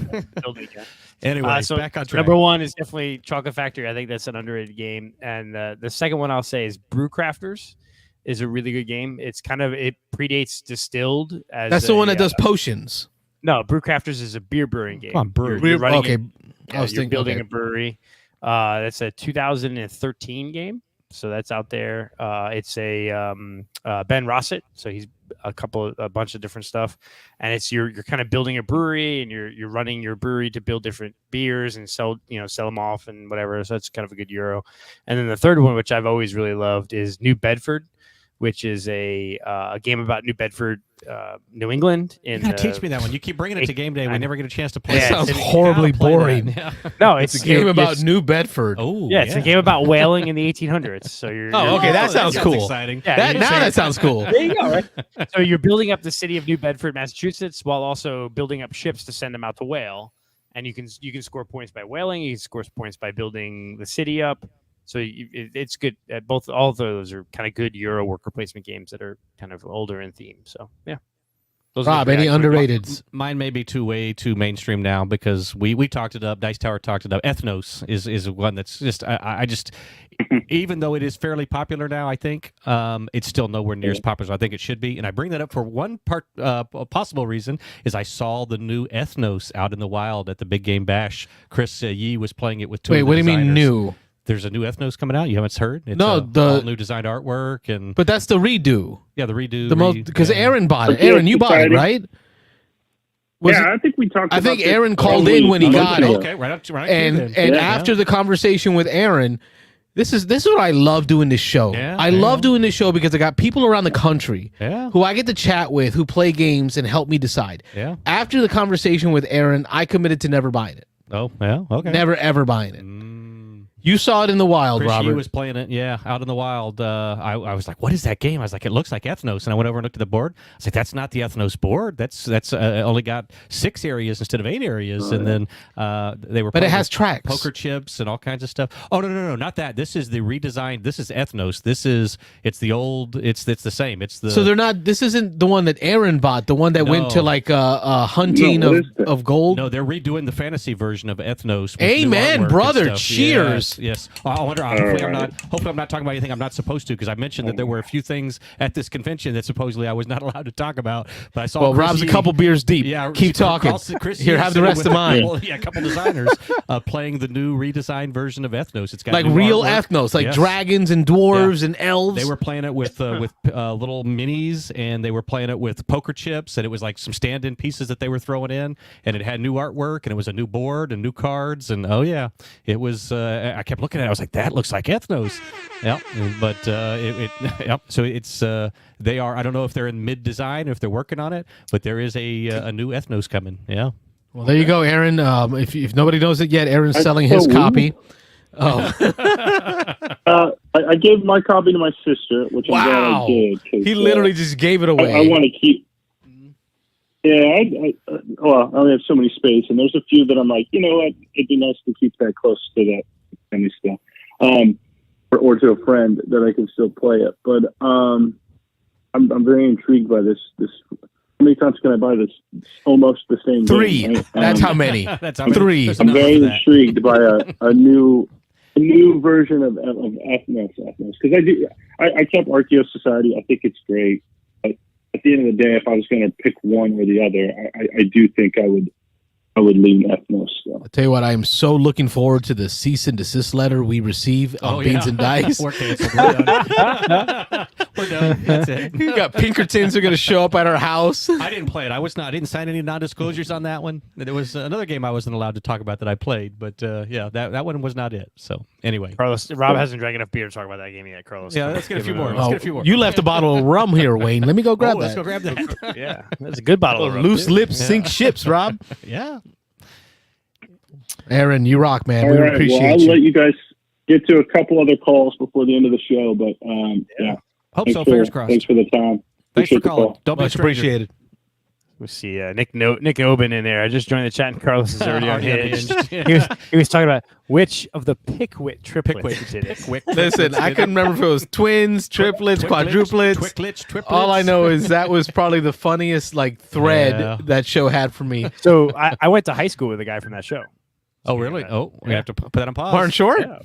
No. Beans and Dice Podcast. State your name. Where you calling from? Would be old. Hey, this is William with the Nerdy Weds again. we hit on something. Talk to us. Yeah, actually, when Aaron was talking about the roll and write game, that got me thinking that there is a awesome pull and write game that is currently on Game Founder or Pull and Game write? Founded called Say that Stellar again. Drift. What? Pull and right? Pull and write. So there is a communal bag of Okay. tokens we're at the 10 or o'clock. Okay. wooden blocks that everybody on your turn, you reach in, you pull out a certain number of them depending on what's on your sheet. You can upgrade to get more blocks and all that. Yeah. And you spend those blocks to repair parts of your ship. Those repairs then unlock technology. They can unlock other systems on your ship to improve how things are going. We're talking for about your space, next turn, right? Your next turn. Like, Yes. okay. So the premise of the game is you are a lone crew member, as far as I can tell. You woke up on your ship. It's in an emergency situation. It's about to go into a star, and you've got a limited amount of time to repair your ship and get it moving again. And you're going around your ship looking for junk to use to repair your ship to get it moving. And it's a really cool game. I've played it a few times. I played it at Dice Tower, Escape Winter, and Game and Party Con, to name a few places. Got to know the owner. I'm actually on the Kickstarter, quoted on the Kickstarter. Nice. Yeah, best game was ever. kinda cool. 2 out of 10. 2 out of 10. William. Nerdy weds. No, my quote was, "This game offers a lot more agency than most titles in the genre." And look at this. because you do have When we some started our control. conversation today, you weren't wording so good, but Yeah, now you your are like agency wording. Yeah, words are hard. Yeah. Let's be honest, Keena wrote it. Yeah. At least she edited it. Tina wrote it. She edited Tina it. fed me this entire dialogue. That's why they're called our better halves. That's why they're called our better halves. Yeah, Give me the name of that game again. The Kickstarter is Stellar Drift. Stellar Drift. The Kickstarter closed a little over a week ago, I think, and they met their goal. They exceeded their goal. Really small publisher out of Orlando.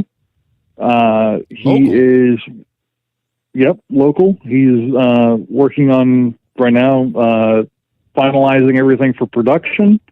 And I currently have a copy of the game in my library.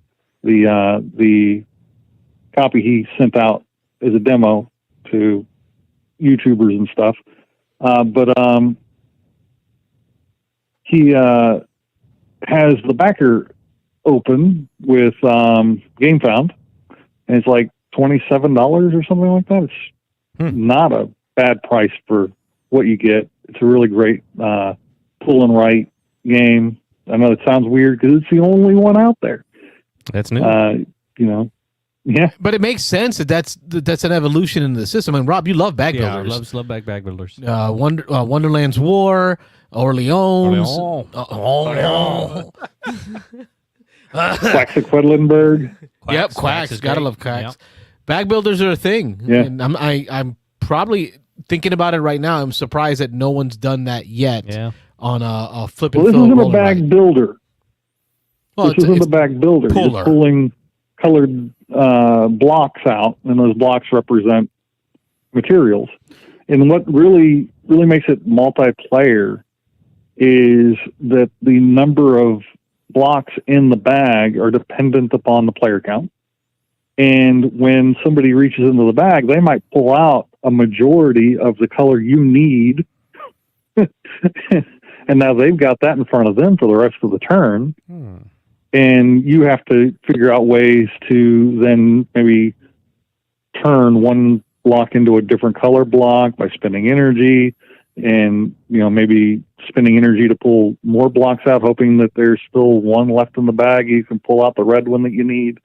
So the multiplayer element in that game is a lot different than most like roll and writes or flip and writes or anything else in the genre, because there is a bit of a multiplayer element, but also you can kind of change your fate by spending energy that you're getting on your turns. Right, because I didn't realize I this was a think it's cool multiplayer mechanic. game. The way you described the theme, it felt very solo, very Hail Mary project Well, it's like. a 1 to 5. So So there's a solo. I guess solo multiplayer, but you have impact on each other because you're all pulling from the same bag. Kind of reminds me of Ecos. Robert, you remember Ecos? Oh, yeah. Mm-hmm.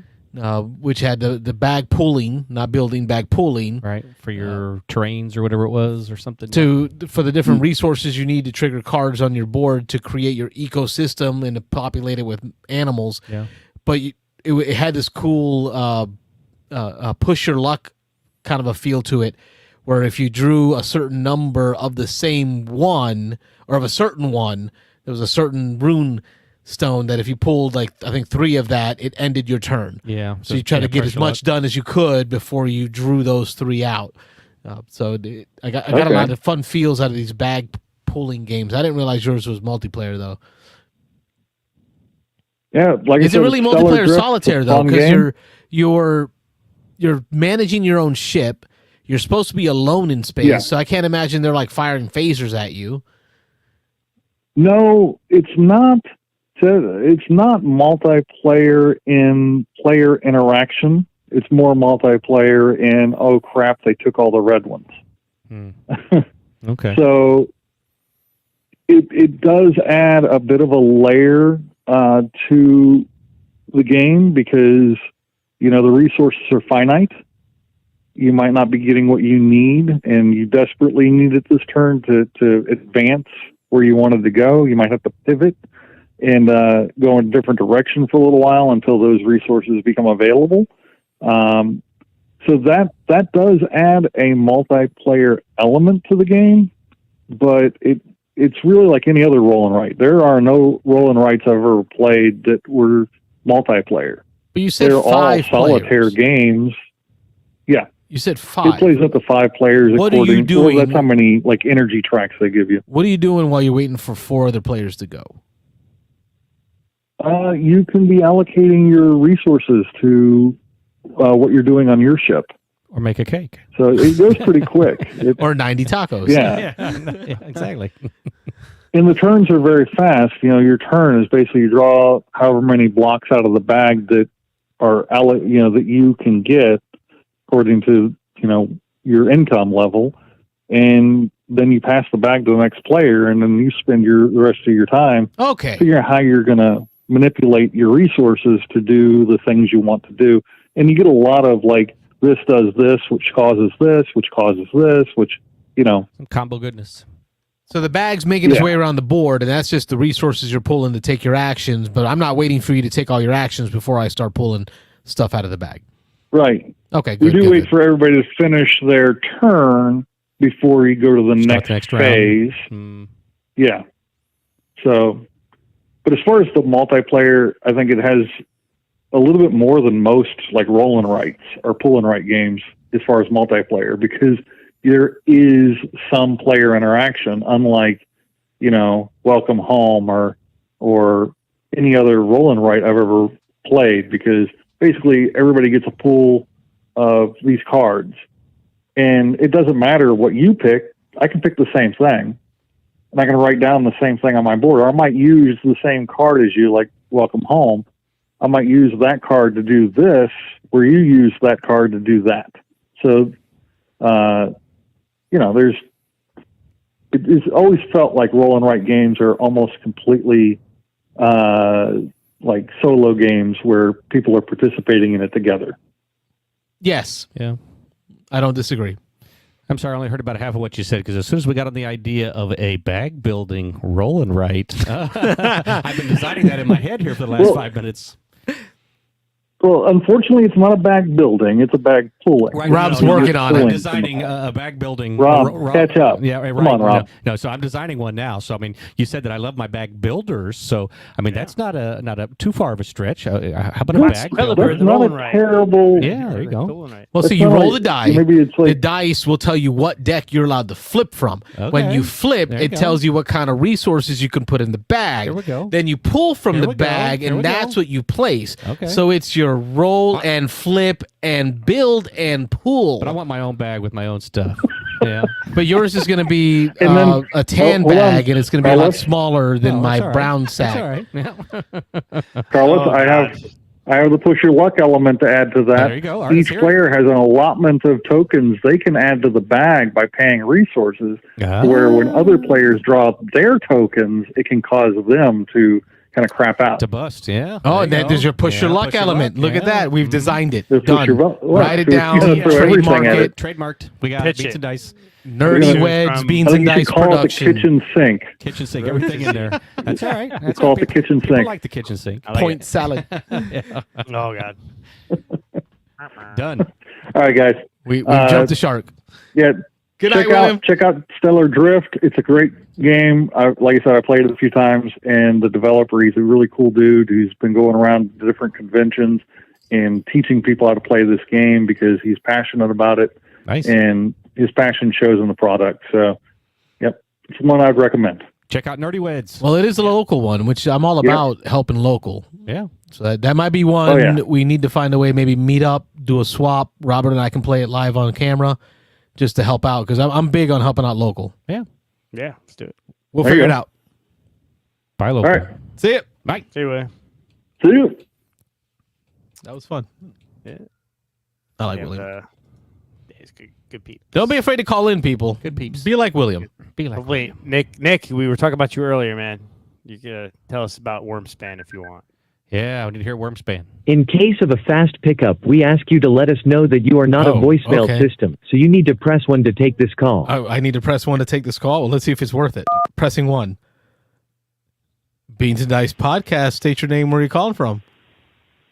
Hey guys, this is Captain Gamer, aka Chris. Nice. From Texas. Hello, Chris. How you guys doing? Doing all right tonight. How are you? Doing great. Good deal. What you been up to?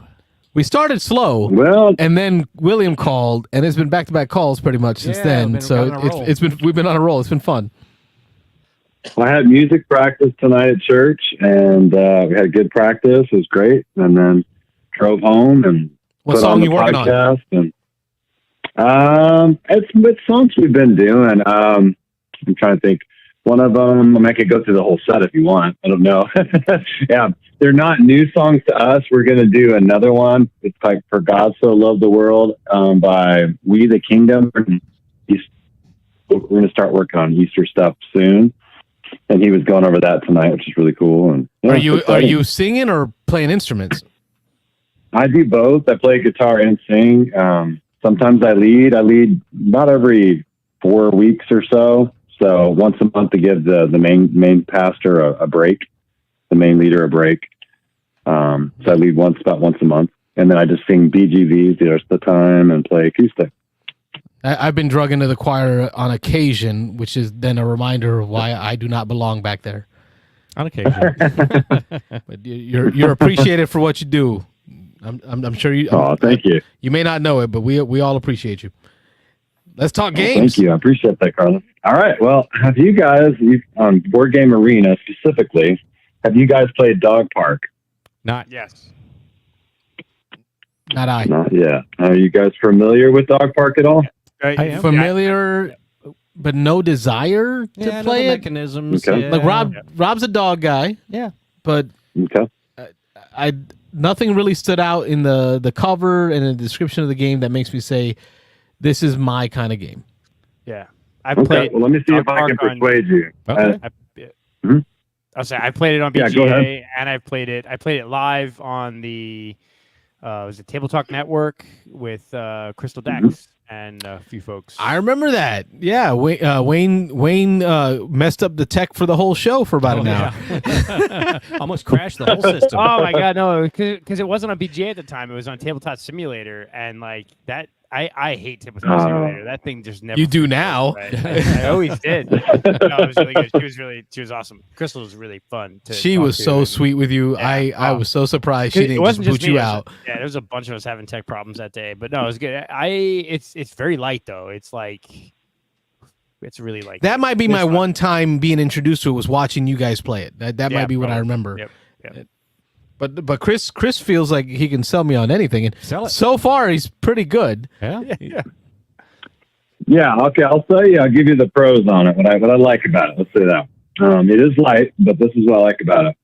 In the game, it has an auction bidding system where you're bidding on these dog cards that have different categories of breeds. Divided up into different breeds of dogs. Those breeds will give you majority bonuses at the end of the game, and I believe there's 5. I think, if memory serves, about 5 or 6, maybe. But I think 5.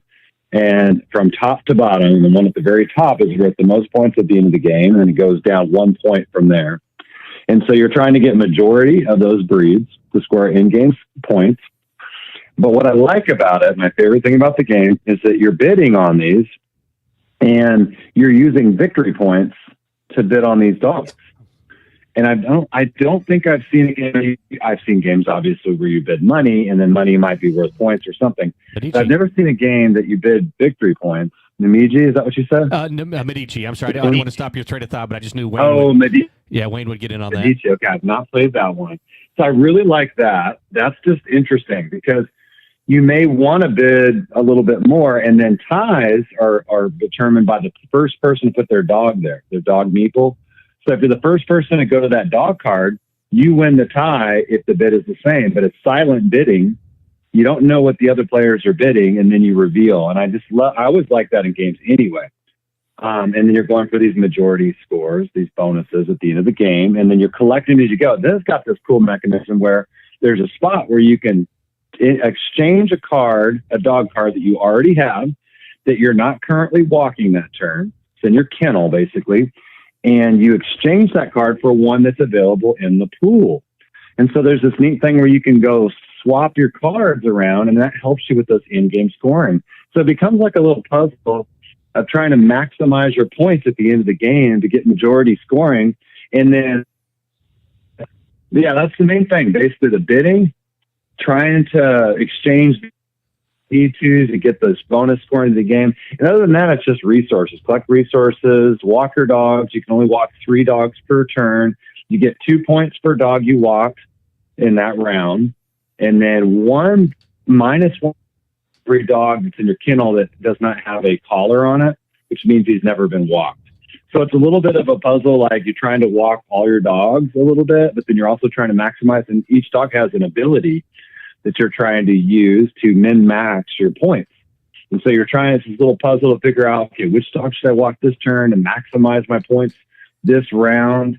And then there's also these round objectives where during the round you get a bonus, or at the end of the round something happens. And so there's a little puzzle with that you're dealing with. And so, yeah, every little thing is very light, but there's a lot of light things going on that you have to consider. And I find the more I play it, the more I like it. And then the components are beautiful as well. But that's kind of my take on it. Now, on the flip side, they're coming out with an expansion next month, which actually makes the game more complicated. It adds a lot more to the game, a lot more elements to make it more of a complex game, and it adds another player. And I like that. And then you can buy these dog packs that give you more dogs that all have special abilities, and they keep coming out with new abilities for these dogs. Yeah. You just buy these little dog packs. And I like the expandability of the game. I like the new expansion that's coming out in March to make it a little heavier, so it won't get samey. You can swap out all these different dogs and just keep adding more expansion content. And then this auction bidding system. So that's basically what I like about it. But it definitely grows on me. First couple times, I'm like, yeah, it was all right. Third time, fourth time, I started to understand the strategy, and then my points went up, and I started winning. I'm like, okay, now I'm figuring this out. So it's a little more than meets the eye. Okay, Wayne, you got experience on this one. Yeah. Is he speaking truth? Yeah, no, he's speaking a lot of truth there. It's a definitely, I think the sort of the part of the game that doesn't hit is the actual walking part, because it's really just kind of like, not a rondelle, but it's like you can move down the track and you're just basically trying to collect resources and get out. I think all the other aspects of the game, the end around scoring, the bidding for the dogs, the collecting dogs to fit the various categories, are probably more interesting than the actual, like, the walking part of the game. But that's a small part of the game. But I'll say this. So my sister-in-law, my wife's sister, is a professional dog groomer. She's, like, really good. She does, like, all the crazy, like, poodle stuff and whatever. And she's looked at this game and was like, this game's awesome. And, like, reading the cards, she's read some of the cards and she's looked at it and is like, it is very thematic. They capture the breeds of the dogs, the tendencies of the breeds. Like, the people who designed this game are clearly, like, dog fanatics, because they watch the Westminster Kennel Club dog show every, instead of the Super Bowl, or on Thanksgiving, instead of Thanksgiving games, football games and stuff like that. So the game hits on that theme. The game is very beautiful, like the artwork, the way they draw the dogs and everything like that. So it's awesome. And to me, it is one of these kind of games that I think is a really good game to bring new gamers into the gaming space, because while there is some sort of complexity of play there, it's light enough where it's like those trekking games, right? Where you can bring the theme and go, hey, you like dogs, let's play this game, right? Type thing. So it's and the production value is great, right? So it's like the Journeys in Darwin's, not Darwin's Journey, in the Footsteps of Darwin. Yeah, Footsteps. It's trekking games, high production value, great art. Can be some complexity to it, but generally fairly light gameplay that you can grab people that aren't gamers and bring them into it. 2 out of 10. Yeah. I think Mike had a copy of this. He had a Kickstarter version of this that he was selling, and I was really tempted to buy it because it's kind of like a game that I know that I could have gifted to my sister-in-law, or I've gotten to the table with some non-gamer friends pretty regularly. But the shipping from Seattle is probably too much. I keep hearing how light it is, so I'm actually more intrigued by the fact maybe there's an expansion coming out that's going to add some extra elements and make it a little heavier. Maybe it moves it into my consideration list. Yeah, there was a new Kickstarter like a couple months ago for the expansion. Okay. I think my biggest concern, Chris, is the victory points as your currency for the bids. Medici. Rob knows. He's seen me play like Castles of Mad King Ludwig and other bidding games. You don't value so good. I don't math so good. Yeah. I'm like, ooh, I need that for this round, so I'm going to give you everything I have, so that I can have that this round because I need it right now. So you give all that to me, not the bank. But right, yes, that makes it even worse. Yeah, that's nice. So the one thing with this bidding mechanism, and Chris, I think you've played it maybe more than me, is you can't spend all your victory points. It's like a 1, 2, 3. It's like a 1 through 5 on a dial, so you can't go crazy. Yeah, there are safeties in place. There's a cap you can bid there. Can't go crazy. You can't just go. I'm all in. Now, is it negative impact for bidding though? So like I like Furnace. I don't like bidding games, but I like Furnace because you really don't lose as you bid. There's a consolation of some sort. So if you bid and don't win, if you lose, if you bid and don't win, you actually do have a great consolation. If you lose, you get to pick another dog, and it's only 1 point. Everybody's spending a point anyway for the dog card, but instead of spending 2, 3, 4 points or whatever, you only spend 1 point if you lose. So you're going to spend the least amount of points of anybody at the table if you lose the bid. So it's not that bad. Yeah, but there's still other good cards. But you like the dog that you really wanted, right? But yeah, that mud with the maybe eyeball sometimes popping there's out. Two good ones. Hey, too soon. And the kidney Sometimes disease. there's 2 really good ones. It depends because a lot of times I'll see 2 that I want. It happens all the time. I'm like, I like either of these. I'll be happy if I get either one. So it's very interesting. Okay, so there is some better with more mitigation. Players. There is some mitigation there. You're not going to have truly negative feelings for losing the bid. Yep. And you can look at like the variability here is you have the dog breeds. So like whoever has the most terriers will get 8 victory points at the end of the game. But like the dog, this is variable. So that order will change game to game. And it kind of shows you how many percentage of dogs in the deck are from that breed. So that the one thing I will say is Wingspan-esque. Yeah, the variability of the breeds and the variability of the end game scoring, and then like up here you have the end game scoring, which like as you go into each sort of season or day, you'll flip over this card and it'll tell you the scoring mechanism at the end of that round. So you got the 4 rounds of the game. So that's variable. That'll change every game. How the dogs score every game, that'll change. And sort of that combination of the two is where the complexity is, like determining how far you move up and down this track as you walk the dog to get the various resources is kind of like the math part of the game. But the good part of the game is kind of how you collect the dogs and get the victory points. Nice. I'm sure there's somebody in Beans and Dice who is buying this now. Well, and when I get the expansion, I did pre-order it. I'll tell you guys about the expansion. Yeah, so definitely call and tell us. Coming out sometime next month. Yeah, and I'll tell you how much beef it gives the game, Rob, so you can see if maybe it's not too light. Appreciate that. Yeah, the new tricks is the expansion. So that's one thing. Have you guys played any new games over the last few weeks that you guys haven't talked about on the show?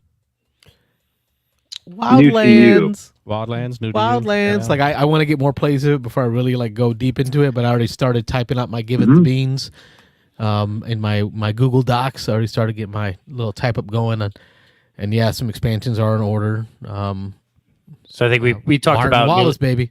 Yeah, we talked about Millefiori. I think last week. I've played a bunch of Planet Unknown in the last week or two now, and I'm liking that game, man. More. Are you really liking it a lot? Yeah, I was listening to Connie and BJ talk when he had her on the show, and Planet Unknown kept coming up during that episode. Seems to be a polarizing game. Either you really like it or you really don't. Yeah. I really didn't. I played it 3 or 4 times, but you only played the base, right? You didn't play any expansion. Oh no, I played the expansions. I played the the upgraded maps. I played the upgraded boards where you can zigzag back and forth. And it's just it's the same thing to me, no matter what. Say it, Rob. Say it. Say it, Rob. 2 out of 10. No. Oh, too light. There you go. I don't know if it's too light with the expansion stuff. It's a decent meaty game. It's just I don't know, and you're gonna completely be shocked when I say this, but all you're doing is pushing stuff up tracks. Really, I mean, you're laying tiles and then you're pushing tracks. I usually love my tracks. I love my cubes and love my tracks, but this one didn't do it for me. I don't know. Barren Park meets the Great Split, man. Yeah, I don't love Barren Park. So I love Great Split. I like my tracks, but I don't know. There's something about it. I played it. I think I like the combination of that. The idea of that, like every round, someone's going to spin that dial and pick. So that's your kind of Great Split, and then there's the tracks, and then you have the polyomino placement of. I like it. I'm a fan of it. I mean, I don't know if I'll go out and buy it, because I own Great Split and I own Barren Park. I can play them separately.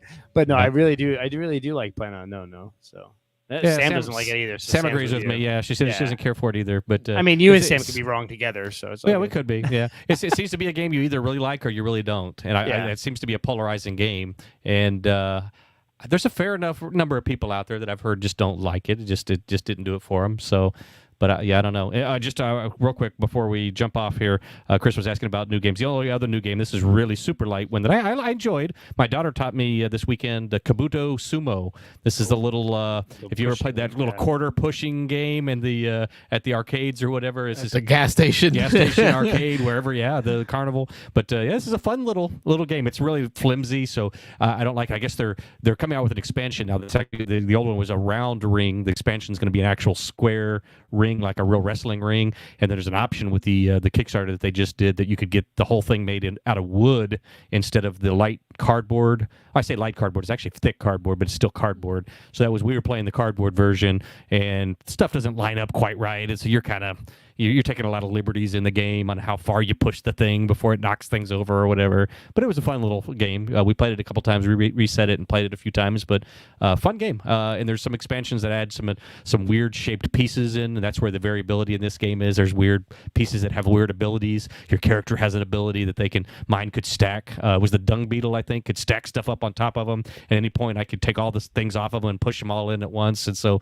there's a little real super light, but it was fun. Yeah. I saw the pictures. It looked pretty cool, that sumo wrestling style with the bugs. That was cool. I liked it. Well, Chris, that's what we've been up to new. Yep. And I know. I have one other addition. Good. Wait, go ahead, Wayne. I was going to say, I know I mentioned it last week, Chris, but with Darwin's Journey and Dog Park, there's kind of like a not a lightness to the game, some of the games you've recommended, but a kind of a family weight with some complexity. But I talked about Bonsai and how kind of good it was. My buddy has played it again, and he's like, "Oh, this game's great." And so that's another one that I think is a good hit of a light game with some complexity that you can play with. So. Yeah, I think for me, I just like a variety because I played Apiary recently, and I loved it. I can't wait to get to the table again. And it's a heavier one, but I just loved it. It was great, but it wasn't overly complicated. I thought it was fairly straightforward to teach. Yeah. Because each spot has its own ability. You just explain each spot when it does and how you score points, and that's pretty much the teach. It's pretty easy. Yeah, I need to play that one again. We played it one time, and I feel like we all said we want to try it one more time before we really commit to a decision. Yeah, that's good. And then this is the one I think Rob though is going to like potentially. I think at least an 8 out of 10 for Rob. Ooh, you're pushing it. Maybe higher. Maybe crazy. higher. Yeah. But I know. I don't want to go too crazy. But Wrath of Wistar, it came out this week, and I had pre-ordered that. Hearing so much about this game. Yeah, I don't have my copy yet because it's on hold at Miniature Market. I was waiting until I get the free shipping and then have it sent out and all that. But yeah, actually, no. I think I paid. I already paid the shipping on Wrath. But what I'm trying to get enough where actually no, I think I could send it out. I'm trying to think because I already paid the shipping on it. I need to get that. I need to be on that. Yeah, so it was released I think like Tuesday or Wednesday of this week. So I will get a copy of that, and I'll let you know, Rob, what I think of that eventually. But I think that's right up your alley. The Beans and Dice Facebook page, I think it was, that Jeremy Dobler posted some pictures and his play of it, and man, it seems like it's right up my alley. It does a lot of things that I like. So this one's one. BJ chimed in, I think, on that same thread on the Facebook that he thinks this is a game that I'll love. So yeah, this one seems like a lot of fun. Yeah, I've been excited about it, and I love those designers. One of the designers in particular, Simone Luciani. I think that's his name, Simone Luciani. But he's awesome. All the games he's designed, everyone I've enjoyed. Yeah. Yeah. So that's the next one. So we'll eventually talk about that on the show. Yeah, I'm gonna have to get a play, and I'm gonna have to find a copy of this somewhere. I don't know if anybody. I'm sure somebody local in our group has. I think I remember somebody did chime in on the Facebook there and said that they had pre-ordered a copy. They were waiting for it to come in. So yeah, I'm looking forward to trying this one out. Awesome. Well, that's it. On the money for me, 11 for you guys. So my man. That's how we do a show. Samantha was, that's who it was. Samantha had posted that she was waiting for her copy to come in. So yeah, Samantha will have to try to get a play in.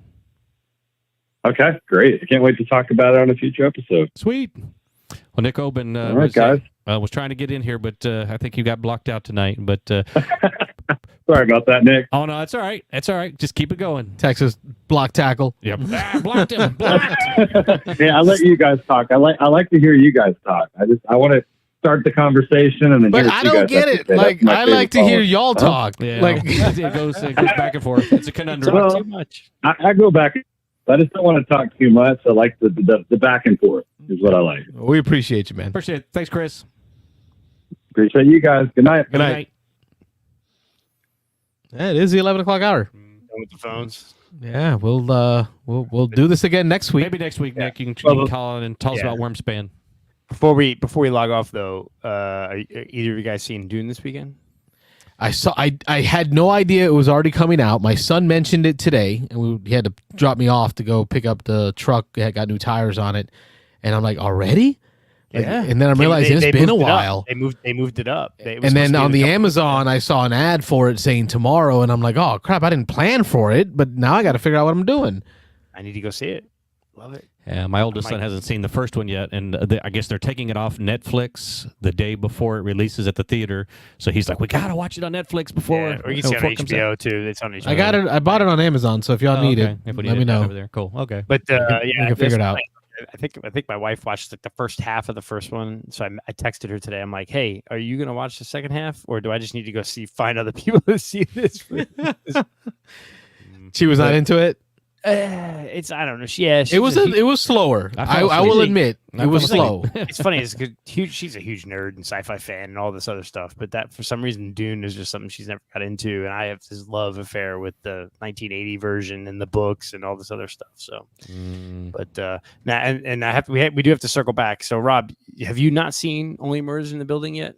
Oh no, I was the first one. I think you mentioned it. Yeah, I started the getting everybody to watch it. So no, I was watching them as they were coming out. So yeah. Okay. And so Carlos, you're all caught up. Oh yeah, wifey and I, we went through it so quick. It was so good. Yeah. We're singing, and I'm doing the hand motions with the egg beating motion. Although, like this, I know where you might be coming from, Wayne. I was slow on the third season. We watched the first two seasons as they came out. The third season, we waited until they were all done, and then out, and they came out. We watched them all. Gotcha. So yeah, because I think we beat you to that part. And I've got one episode left of Strange New Worlds. I don't know if you still want to talk about Only Murders, but yeah, I got one episode left of Strange New Worlds, and I'll be completely caught up on that. So it's so good. And Carlos, you're watching that too, right? I'm at the episode of the planet where they lose their memories. Okay, so that gives you an idea how far back I am. Okay, well, it's good. It's good though, right? It's still good. That was a tough episode to get through. There was a lot of ear ringing. Yes. It took me a couple days to get through that episode. I'm like, it's loud. I'm going to bed. It killed me. Yeah, my ears are ringing constantly. So yeah, every time I did, I was like, they got to stop that. They got to stop that. Yeah. And they didn't. No. And they didn't because I was like in the living room and like the baby's crying and wifey's like, "What's that noise?" I'm like, "Okay, I'll finish this later." I haven't watched Lower Decks yet, but that crossover episode with Lower Decks was pretty cool. So. Oh yeah. Lower Decks is hilarious. Yeah. Like it is. It's like the Family Guy version of Star Trek. So you would love it. But just Only Murders in the Building. I went to high school with the guy who plays Howard Morris, the cat guy. Oh, okay. Yes, gotcha. Yeah, interesting. The annoying guy. Annoying. I guess. Right. Typecast. The New Yorker. Yeah. He's from New York. So yeah, he's good. He's a good guy. His mom is like the head of like alumni relations for our high school. So she's always like, Okay. she always Cool. posts on Facebook. Yeah, so it's kind of cool. Yeah, we're it's back good. watching The Rookie. The Rookie is back on with its new season 6. They just hit their 100th episode of The Rookie. Nathan Fillion, I can't ever pronounce it. Fillion. Fillion. Yep, Yeah. there's a lot of L's in there. Yeah. But apparently the news is that he is starting his own production company. Oh, really? So him and a few friends got together and started a production company this past month. And the question is, what kind of stuff will he be producing? Crazy what you can do with money. Ooh, isn't that a thing? Yeah, yeah. Because I know he's really having a lot of success with this Rookie thing, but what I noticed is on the Rookie and also in Castle, he just kept bringing all his Serenity friends with him. Like all his Firefly friends were on in the Rookie and also in Castle. Haven't watched. So it's like he keeps. I guess he keeps in touch with these folks. So I'm wondering if could that be a part of the reason he set up his own production company is to kind of go back to that first love. I don't know. Probably not, because Fox still owns the rights to it, so that'd be a hefty price tag. But no, I'm watching that wicked fox, that sly fox. I mean, I still have the last season of For All Mankind to catch up on, but amazing show, Carlos. You need to watch that, and then waiting for March, which is almost around the corner. That way I can watch it all. So good. I keep hearing great reviews. Masters of the Air, Foundation. You can watch Ted Lasso, Tetris. Yeah, all good stuff. And then Reacher. We started watching Reacher while waiting for Rookie. First season of Reacher? First season. We're in first season. Oh, that's really good too. Yeah. My wife is, or my son is asking us, what do you think? And my answer is, I'm not sure, right? Because I haven't watched it. I don't know if it's the actor, the main actor that plays Reacher, or if it's the character Reacher. It's probably the character, because he's very stoic and like yes, but like, also I'm not gonna use the word dumb, but like simple, right? In the way he talks, in the words he uses, and the like his philosophies in life. That's sort of to hide how smart he actually is. Right, but then there's like he's like Sherlock Holmes when it comes to like finding stuff. Right, like he's like Sherlock. Like, well, didn't you notice the type of dirt was on his shoe? You get more of his background, you'll probably like be like, oh, okay, that makes sense. But then he's 6'5", 300 pounds of all muscle, wow. shirtless half the damn time. Oh yeah. Right, and no one can beat him up. So it's like I don't. It's like Superman. Like I've never liked Superman because you're indefeatable. Like I'm not afraid. You will win. You got this. Yeah, and then I got I'm watching Hulu, Halo, which is good. Oh, I keep hearing. I'm on season 2. I just started season 2 of Halo. Is it good? Yeah, it's pretty good. The kids are all saying it's trash. But season 1 was kind of trash. Season 2 is better. Okay. I haven't really given season 2 a full shot yet because season 1 was okay. Yeah, it's gotten better. But it's cool because I grew up Xbox. Rob, you grew up PlayStation. Yeah. We were on 2 different sides of the universe. Yeah. We couldn't even play each other's systems because we didn't know where the buttons were. I remember you come over and you're like, I don't know where these buttons are. God of War. But I grew up on Halo. Yeah. So just seeing that live action and I think it was one of the last couple episodes of the last season, there was a fight scene. Yeah, that was and I was like, oh my gosh, this is it right here. This is it. This is the reason I watched the whole season. This fight scene. Yeah. I'm about to start watching Shogun. Oh yeah, I've been watching. I've been talking about watching that. Everyone is saying it's amazing. So yeah, and then that Last Airbender on Netflix just came out too. So my son's been watching that. Yeah, my cabbage. So we just saw that for the first time. My wife and my older 2 kids are snobs for Airbender. They watched all the animated stuff multiple times, the whole thing. I never watched hardly any of it. So they were all snobs coming into this one, and they were like, this is going to be crap, I'm sure. We're not going to watch it. We just watched the first episode, and they were like, oh, okay, let's see where they've this done goes. a great job with the sets, the makeup, like I can... And I did not. My sons watched the cartoons, right? Yes, the animated I watched series. all the cartoons. I didn't. I was in the peripheral. Yeah, like I was. They were watching it, and I was just in the room. But as the animated or the live action series was playing, I could still recognize each character based on just the little bit of knowledge I had from the animated series. That tells you how good of a job they did in the live action series. It seems, like they really did a good job of casting. Now, the complaint that my kids are having is they're compressing a lot of episodes. Yes. Right, because you got like hundreds of animated series episodes. Yeah. They're having to compress them into like one regular episode. Yeah, Don't so tease Nick- me with some Nick- Firefly. yeah. Now, hey, Nick, we could play the Firefly board game too. That's another thing. We I gotta get own it all together. that as Let's well. do it. So. Yeah. Tokyo Vice. Yeah, that's a good one. I started watching that and I stopped. I need to get back to it. It's kind of like it's like an American kid who's like a reporter working in Tokyo in like the 80s maybe. And he's like, he gets involved in like the Yakuza and like the underground and the police. And so it's kind of interesting take. So yeah. But Carlos, you're going to love Masters of the Air, man. And then, and you know, I've been trying throwbacks too. So we watched first episode of Monk. Oh, okay. So I wanted to check that out. Love that show. Yeah. That show's amazing. That was very, very cool. And, like just Tony watching Shalhoub. stuff from like the early aughts. Like life was so different back then. Oh yeah. Monk was amazing. The other show that I loved back then was what's the one with the two guys? Psych. You ever I watch keep Psych? that one's on the list. Oh, no. I haven't watched it That's yet. a really good one. So it's I don't know the actors, but his dad was like a really good detective, right? And taught him how to be very observant. And so his spin on he doesn't want to become a cop, but like in the first couple of episodes, he like solves this major crime and he plays off that he's psychic. So like the whole premise of the show is he's helping the cops solve crimes, pretending to be psychic, but he's really not. He's just really observant.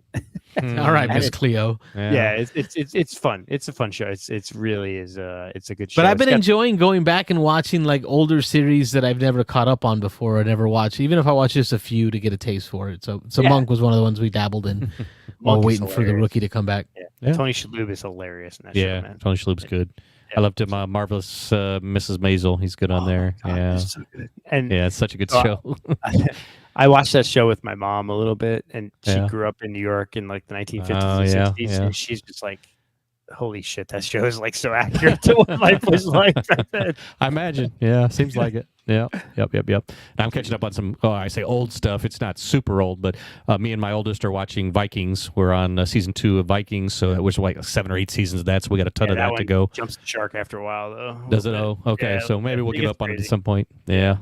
And then me and my daughter are watching Wednesday. Oh gosh, bro, that was Yeah. a fun ride. Yeah, we're I only need like to the watch second or that third one. episode. I've so not watched that yet. Pablo says he needs to go back and finish Supernatural, like all 19,000 seasons of it. oh yeah, It's a good show though. I love it. Good. But yeah. Now, Wednesday we still it was one of my depositions. I had to fly out, I think, to Idaho or something, and I had downloaded it onto the tablet and told wifey, "Hey, let's give this one a try." And I tell you what, we couldn't wait to get to our next layover to grab the next plane to jump on there and just finish watching it. We watched it the whole trip. I think we finished it like that first trip. We were so upset. Yeah, cool. I'm liking it so far. It's a good one. But the acting is fun. Cool. I'm just upset because they haven't announced anything about a next season. I'll have to look. I haven't heard anything, so I'll have to look and see if there's. I'm sure there's some information out there on it. I like these catch ups. Yeah. Reading wise, I've been listening to Lord of the Rings on Audible because I've never read the books. Really? I've read them. I'm really having a blast listening to the audiobook and You getting had to all that pronounce it extra again. insight on the characters. Like I guess I never really caught that Bilbo like practically adopted Frodo, and like they're like cousins, but he's cousins from a side of the family that was like, not looked at well. They were like the river folk, that it's just kind of nice getting into the deeper side, knowing the behind the scenes of it all. And the Gandalf that I'm reading in this book just feels different than the Gandalf from the movie, like the It's how he different speaks, take, and yeah. seems a little kinder. I don't know, a little more like old manish. I guess they tried to make him look like an old man, but he was so powerful from the beginning. Anyway, Lord of the Rings, I'm listening to that audiobook, and then I just picked up Citizen Soldiers by Stephen Ambrose on audiobook. 21 hours of World War II history. Nice. Looking forward to that. I'm doing. Go ahead. Sorry, go ahead, Rob. No, you go. Oh no, I was just gonna say Lord of the Rings. You mentioned Lord of the Rings. One of the things I thought I wanted to talk about tonight, and I forgot all about, was I watched Roy Kennedy's review of the new Dune game. That's I don't know if it's out. I put yet that on my or watch list. Oh yeah, he said it's the Lord of the Rings game in the Doom universe. Yeah. So I was like, oh, it sounds so good. Well, the Podfather on his Podfather channel has a whole 58-minute video on that game. Dune of Arrakis, is it? Yeah, I forget what it is. It's. I think it's got a longer title than that. But that might be for me. That might be my game. I okay. think If you get that one, then we'll play it. But you buy it, we'll play it. Yeah, I think. I just finished actually the most recent Dresden Files book, like book 17 of the Dresden Files series. So if you haven't read it, Dresden Files is great. It's modern day Chicago. The guy Harry Dresden is a private investigator, but he's also a wizard. And so like there's the She and the Fae, and there's devils and demons and all this other stuff. And it's good. And like I said, there's 17 books, but they're all very good, like kind of popcorny, ready type books. So they're really fun. And I'm because I fell in love with Foundation, the series on Apple TV. I'm going back and reading all of the Foundation books from Isaac Asimov, which are crazy because he wrote the Foundation books over like 40 years of time.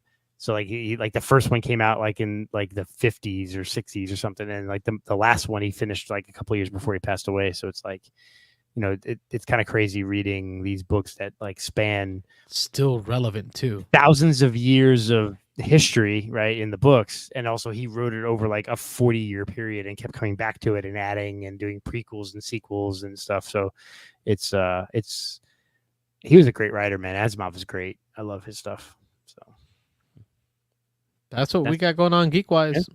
And y'all listen, y'all that stuck around for Everybody this. sticking around, stuck around for this garbage. Up and up and up as we talked. This can be conversation for phone calls. Like you're welcome to call in and just talk about what other geeky goodness you're into. Yeah. You don't have to just keep it to just board games. We love talking geek culture. Board games, right?